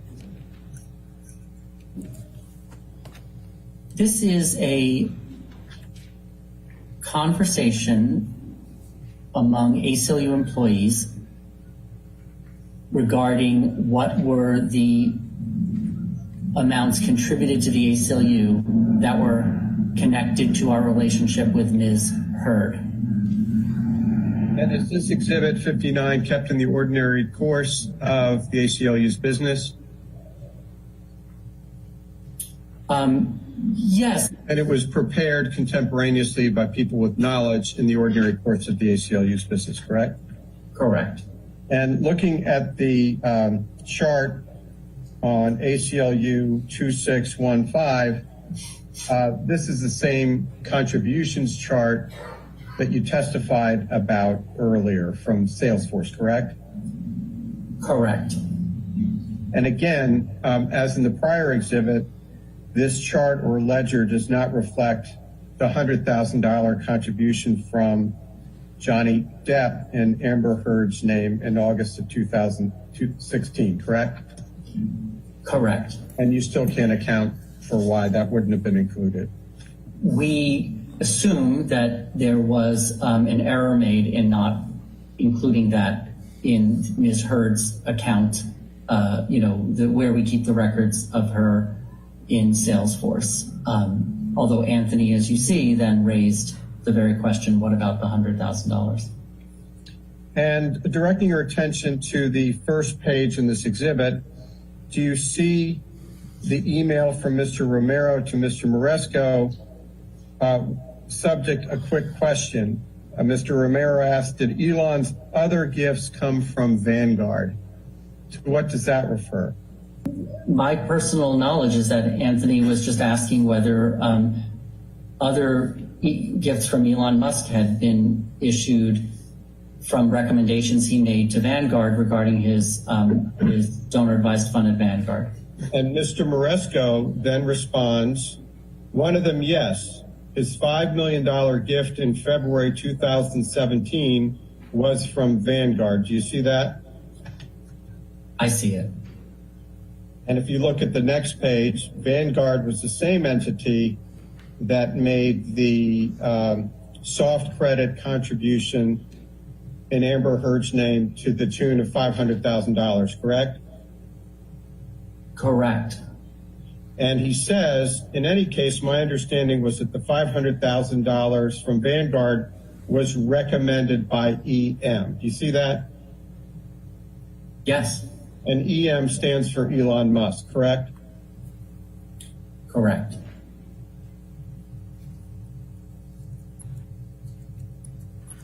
And also in that email above that, Mr. Moresco states that Mr. Musk's $1 million gift in May 2018 was from Fidelity. Do you see that? Yes, he must have, either that means a separate donor advised fund he has at Fidelity, or from Fidelity, in direct investment accounts he has at Fidelity. I'm assuming the former, but I don't know. And if you look at the next page in the Salesforce chart, the second payment credited to Ms. Heard for $350,000 as of December 11th, 2018, came from that same Fidelity, correct? I don't know the answer to that question. I know that it came from a Fidelity donor advised fund, the $350,000, but I don't know if it is Elon Musk's donor advised fund at Fidelity. But it could be. It could be. Okay, let's move, thank you, on to 61, please, which is Bates number ACLU 1669 through 71.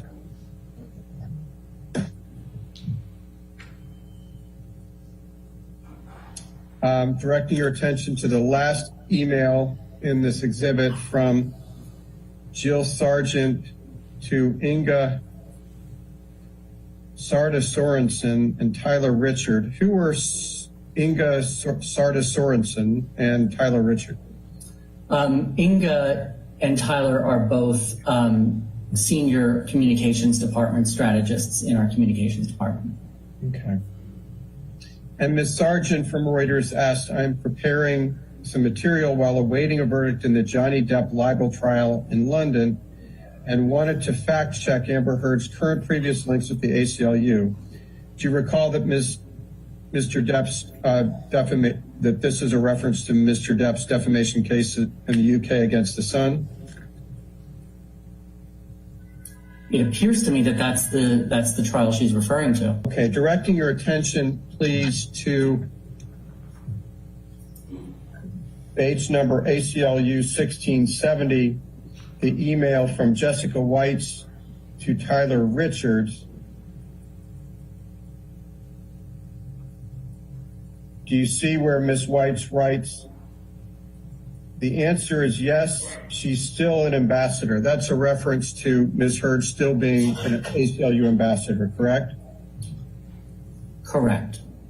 Then Ms. Whites writes, quote, she donated her full settlement to charity, 50% to the ACLU and 50% to another organization.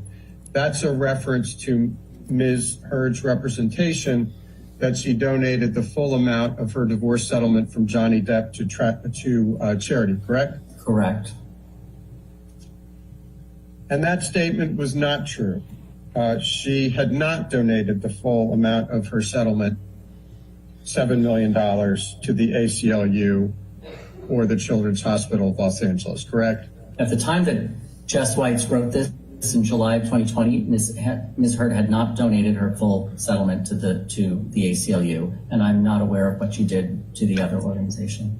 At the time Ms. Whites wrote that, the ACLU was still $2.2 million short, even if you credit Ms. Heard with the $100,000 that Johnny Depp gave to the ACLU, correct? At the time that she wrote this, we had received the 1.3, so yes, 2.2 million of the full 3.5 million we had not received. Was Exhibit 61 kept in the ordinary course of the ACLU's business?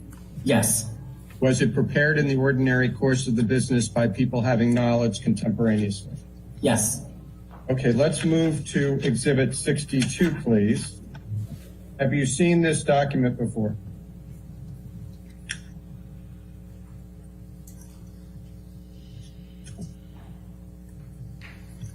Yes.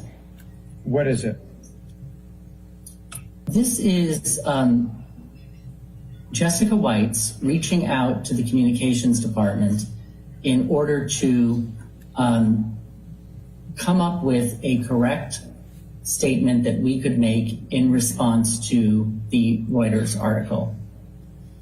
And she comes up with recommended language on this that she then wants to confirm with our development department.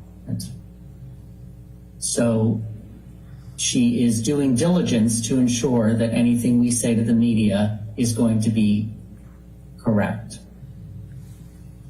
Let's move ahead to Exhibit 63. Do you have that in front of you? I'm just making it larger right now. It just arrived. You ever seen this document before? Yes. What is it? This is back and forth between Richard Tyler in the communications department, Jessica Whites, and another communications department junior person, Ava Lopez. And it all concerns what we can say to, what we should say to Reuters in response to their question about Amber and her contributions to the ACLU. And this was prepared in the ordinary course of the ACLU's business, correct? Correct. And it was prepared and maintained in the ordinary course of the ACLU's business, true? True. Correct. Let's look at the second page of the exhibit, an email from Tyler Richard to Jessica Whites. Mm-hmm. Who is Tyler Richard? It's Richard Tyler, and it's Tyler Richard. That's right, Tyler Richard, and he is a senior person in our communications department. And Mr. Richard says, Amber Heard is an ACLU ambassador for women's rights since 2018. She also pledged her full settlement to charity. Do you see that? I do. And Ms. Whites responds, yeah, I think that's safer. I had nightmares about this last night. I'm very upset. Do you think this is okay? Why was Ms. White so upset about the characterization of Ms. Heard's charitable donations or lack thereof?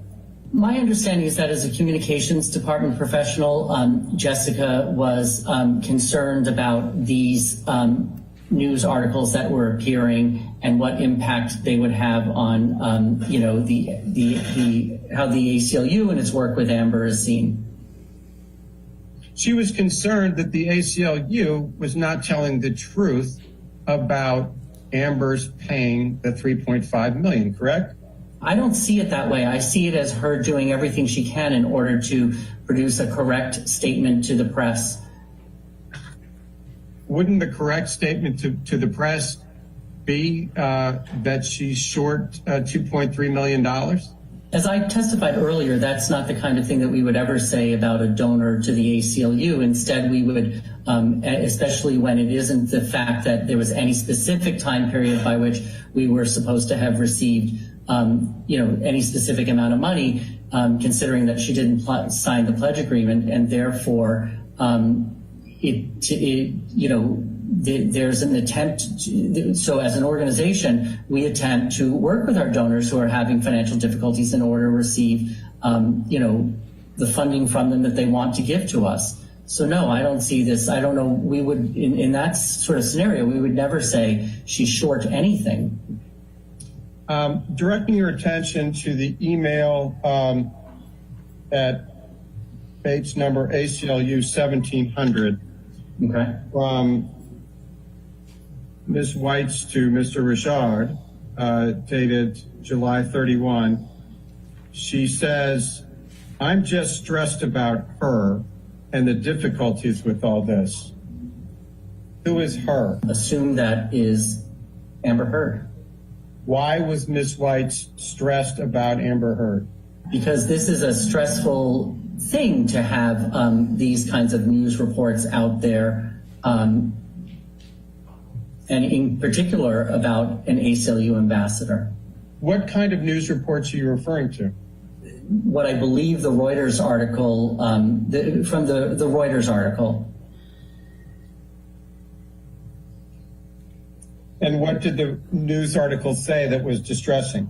I think it was the tie between the attempts to make Ms. Heard look poorly in the press regarding her donations. But did you talk to Ms. White in preparation for this deposition? Yes, I did. What did she tell you about the donations and how she was stressed about Ms. Heard? Ms. White didn't say anything specific about that. You didn't ask her about why she said she was stressed about Amber Heard and the difficulties with all this? I believed in reviewing the documents that I had an understanding of why this was a difficult situation for many people. So the answer is you didn't ask her about that, did you? I did not ask her that question. I guess we'll have to. Did you ask her about the nightmares she had about Amber Heard and why she had what the substance of her nightmares were about Amber Heard? No, I did not.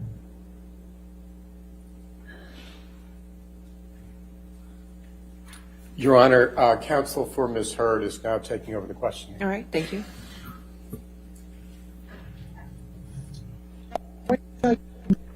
Exhibit number 1, this is page stamp 2866. It was introduced as well by counsel for Mr. Depp, but it's easier for me to just jump into this one. Do you recognize this document? Yes. It says here, Amber, I described your plan to donate $3.5 million to ACLU over the next 10 years, as you very much believe in what they are doing. Now, the way in which donate is used here, how would you interpret that? I would say that at the very least, it is expressing an intention to make that donation And it's, by the term plan. okay. And would you distinguish between donate and pledge given the reference to the next 10 years? About Elon Musk's intention? I would read this to mean that it isn't clear whether this is intended to be a pledge, a legally binding pledge to create a receivable. This is something that I would want to, what I would hope would be a legally binding pledge, but I wouldn't necessarily say that this was. Right. And the term donate here, how would you interpret that based on the description you gave a little earlier? I would take donate to mean contributions from Ms. Heard. And what, if any, interpretation would you have that this also meant pledge? So two things in response to your question. One is plan to donate. When I said it would come from Ms. Heard, I would think that that would be either Ms. Heard directly or from a donor advised fund that she has set up and would recommend. But over the next 10 years makes me think that donate could theoretically be a pledge, but that's something that we would want to attempt to confirm. And just so I understand, what's the difference between donate and pledge and how you are interpreting this? If this used the word pledge instead, I would have more assurance that this was intended to be a hard and fast promise that even could potentially be a legally binding promise. I'm going to show you what has been marked as Defendant's Exhibit Number 2. Do you recognize this document? Bates 2632. I do recognize this document. And what is your understanding of what this is? That this is the cover letter to which the check for $100,000 was attached, which related to Johnny Depp's contribution to the ACLU in the name of Amber Heard. Now, you've used the term binding a few times here in responding to these. What is your distinction with the words pledge and donate that relates specifically to binding? A pledge is, if something is legally binding, it is a pledge, but it doesn't necessarily mean that everybody that uses the term pledge means something that's legally binding. Donate is a much, much broader term. And donate can mean pledge? Yeah, I think that the word donate can be used in connection with a pledge. Do you have any understanding of what Amber Heard believed was a pledge versus a donation? I don't know. Did the ACLU have any reason to believe that Amber Heard would not pay the ACLU $3.5 million? I think that everybody at the ACLU was hoping, the ACLU was hoping and expecting that the full $3.5 million would be paid to the ACLU. The fact that the pledge form wasn't signed cast some potential doubt on that. And then once Ms. Heard began having financial difficulties, we obviously recognized that might impact whether the full $3.5 million is paid or impact whether it's paid over a much longer period of time in some intermittent way. Do you have any evidence to suggest that Amber Heard still does not intend to pay the ACLU the full $3.5 million? I have based on my investigation, I'm not aware of any indication that Ms. Heard has decided to no longer pay additional amounts to the ACLU. I'm going to ask you to bring up number 4, please. I'm going to ask you to take a look at this document, and it starts out on the bottom with Amber on October 17, 2016 to ARP. Who's that? That's Anthony Romero's private email, Anthony Romero private. All right, and she's telling him to go ahead and it's all right to cash Mr. Depp's check. Do you see that? I do. And then Mr. Romero responds to her, says, thank you for the response. We will cash the check. But that means you have, quote, overpaid for this year as you wired $350,000 and then the $100,000 from Mr. Depp. So you can keep track that where you are on the overall amounts. Do you see that? I do. I'm going to show you what has been marked as deposition defendant's exhibit number 14, and it's base stamp ACLU 2588 through 89. This is, and I realize there was a version of this that Mr. Chu showed you, but this includes an email from Mr. Romero to Jonathan Moresco, and then Mr. Moresco to Mr. Romero with a copy to Mike Weir. And it says here, hi, Anthony, if you get a chance on Sunday, can you please check in with Amber on her next pledge payment? She has a balance of $2.55 million on her $350,000 10-year pledge. Below is a summary of her other payments. Do you see that? I do. Okay. And so this has the $500,000 and the $350,000 and the $100,000 on it, correct? Correct. Okay. And that was September 28, 2018. I'm going to show you what has been marked as Defendant's Exhibit number 15. It's base stamp 2595, and I'm going to make it larger. And if I can show you, we have an email from Mr. Romero saying, is there anything I can do to help facilitate pledge payment of $350,000? And it's dated November 27, 2018. Do you see that? I do. All right. And then Amber comes back on 11/29 and says, hang on, I'll be right with you. You see that? Correct. Yeah, I see it. Okay. And then the $350,000 payment came in on December 11, 2018, correct? Correct. All right. And that made a total of what, 1.3 million, we've decided, right? What was the total amount of the donations after the 12/11/2018 that were made towards Ms. Heard's $3.5 million pledge to ACLU? 1.3 million. All right. Now, if Ms. Heard had just given $350,000 each year, what would the amount have been as of December 2018? 1,550,000. It would be 350,000, 350,000, 350,000. So that's 1,050,000. Okay. And so she was effectively 250,000 ahead of that as of December 2018, correct? Objection. After Mr. Depp filed suit against Amber Heard on March 1, 2019, what, if any, payments did Ms. Heard make to the ACLU towards her $3.5 million pledge? No additional payments. No, this was also shown to you by Mr. Chu on one of his documents. It's ACLU document 3037, the 12/11/2018 $350,000 donation from Amber Heard Anonymous. Do you see that? I do. Now, the ACLU continues to recognize Amber Heard as an ambassador for the ACLU. Is that correct? We do. She continues to be listed on our website. May a donor deduct a donation before they actually make the payment to the ACLU? No.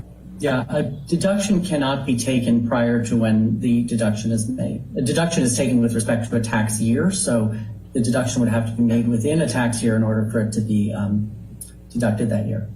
Okay. Now, you also testified earlier about different sources of donations, and you said that someone can make a donation in honor to fulfill someone else's pledge. Do you recall that testimony? A person can make a donor in honor of someone else. And when I said in honor of a person, I was more referring to, in memory of a person or in honor of, a new executive director of an organization. People make donations in honor of them. But a person certainly can make a gift and say that I would like to make this gift to the organization because I know that this other person has committed something to the organization and I'd like to pay that amount. A person can do that. Now, was it your understanding with the letter from Mr. White that Mr. Depp was making a $100,000 payment on behalf of Amber Heard towards her $3.5 million pledge?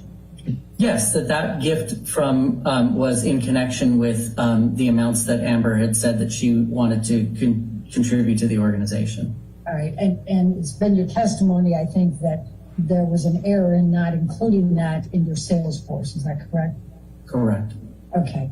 Now, is it also your understanding that Elon Musk made the $500,000 payment towards Amber Heard's $3.5 million pledge? Yes, we don't know that with absolute certainty, but that is our organization's understanding. Okay. And you credited it towards Ms. Heard's pledge, correct? Yes. Does it matter to the ACLU where it comes from if it's tagged and said it's as part of this person's pledge? We're always happy to receive funds from donors, and if a donor is unable to make a contribution of an amount that they said they intended to make, if they're able to have someone else make a contribution to the organization, that's completely fine by us. It's still more money to ACLU, correct? Correct. And it's towards a pledge that you're hoping you can count on, correct? Toward a pledge in the weak form of it, which is that somebody's making an intention. It would not be able to be satisfied in connection with a legally binding pledge. Well, you did credit the $500,000 towards Amber Heard's pledge, correct? Yes, we did. And although you didn't initially credit the $100,000 payment by Mr. Depp towards her pledge, you agree that that should have been credited towards Amber Heard's pledge as well, correct? Correct. Now, we saw a document that Mr. Chu showed you a short while ago that indicated that Elon Musk made some other significant contributions, including $1 million and $5 million that were separate and apart from the $500,000, correct? Is that correct? Okay. Now, Mr. Chu asked you if the ACLU benefited from the fact that Amber Heard pledged or donated the $3.5 million. And I think your answer was that you benefit, whenever there's donations made and the publicity associated with it.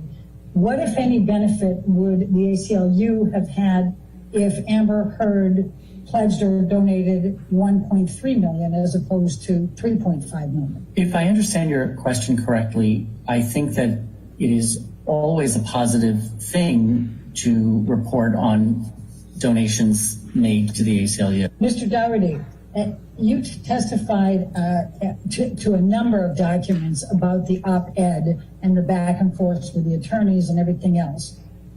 Are you aware of any evidence at any stage of the op-ed drafts through publication that Amber Heard did not rely on her counsel's advice? From what I know, Ms. Heard involved her attorneys and made changes to the op-ed based on the advice of her attorneys. And so my question is, are you aware of any evidence that would suggest that Amber Heard did not rely on the advice of her attorneys? Based on my investigation, I'm not aware of a situation where she did not rely on her attorneys. Thank you. And I'm going to make a reference to their exhibit number 31. This is, it's just called Exhibit 31, and Mr. Chu put it in. Jerry Johnson was writing an email, and he listed a number of topics. Was it your understanding that the ACLU chose a number of those topics, of course, subject to Amber's approval, but it was their idea on some of these issues to address in the op-ed? My understanding is that those were ACLU issues that Jerry Johnson came up with that might have been issues that could be covered in the op-ed. All right. I assume for your next witness is a remote witness, correct? And I assume it'll take longer than 30 minutes. Is that a fair assumption? Yes, that's right, Your Honor. Yes, yeah. I think it'll take a little longer than 30 minutes, yeah. All right. I think what I'd propose then, ladies and gentlemen, what I might have you do is take an extended lunch till 2:30 because I have an obligation at 2. So then that means, though, that we would go through till 5:30 tonight. Is that agreeable with everybody on the jury? Is that agreeable with everybody here? All right, let's go ahead and do that. Then let's go ahead and give you a lunch break until 2:30, okay? Just do not discuss the case and do not do any outside research, okay? Thank you.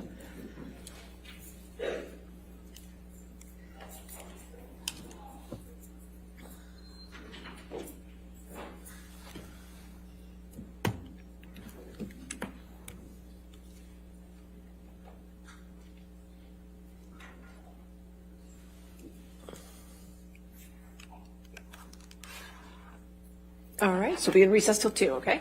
All right, thank you.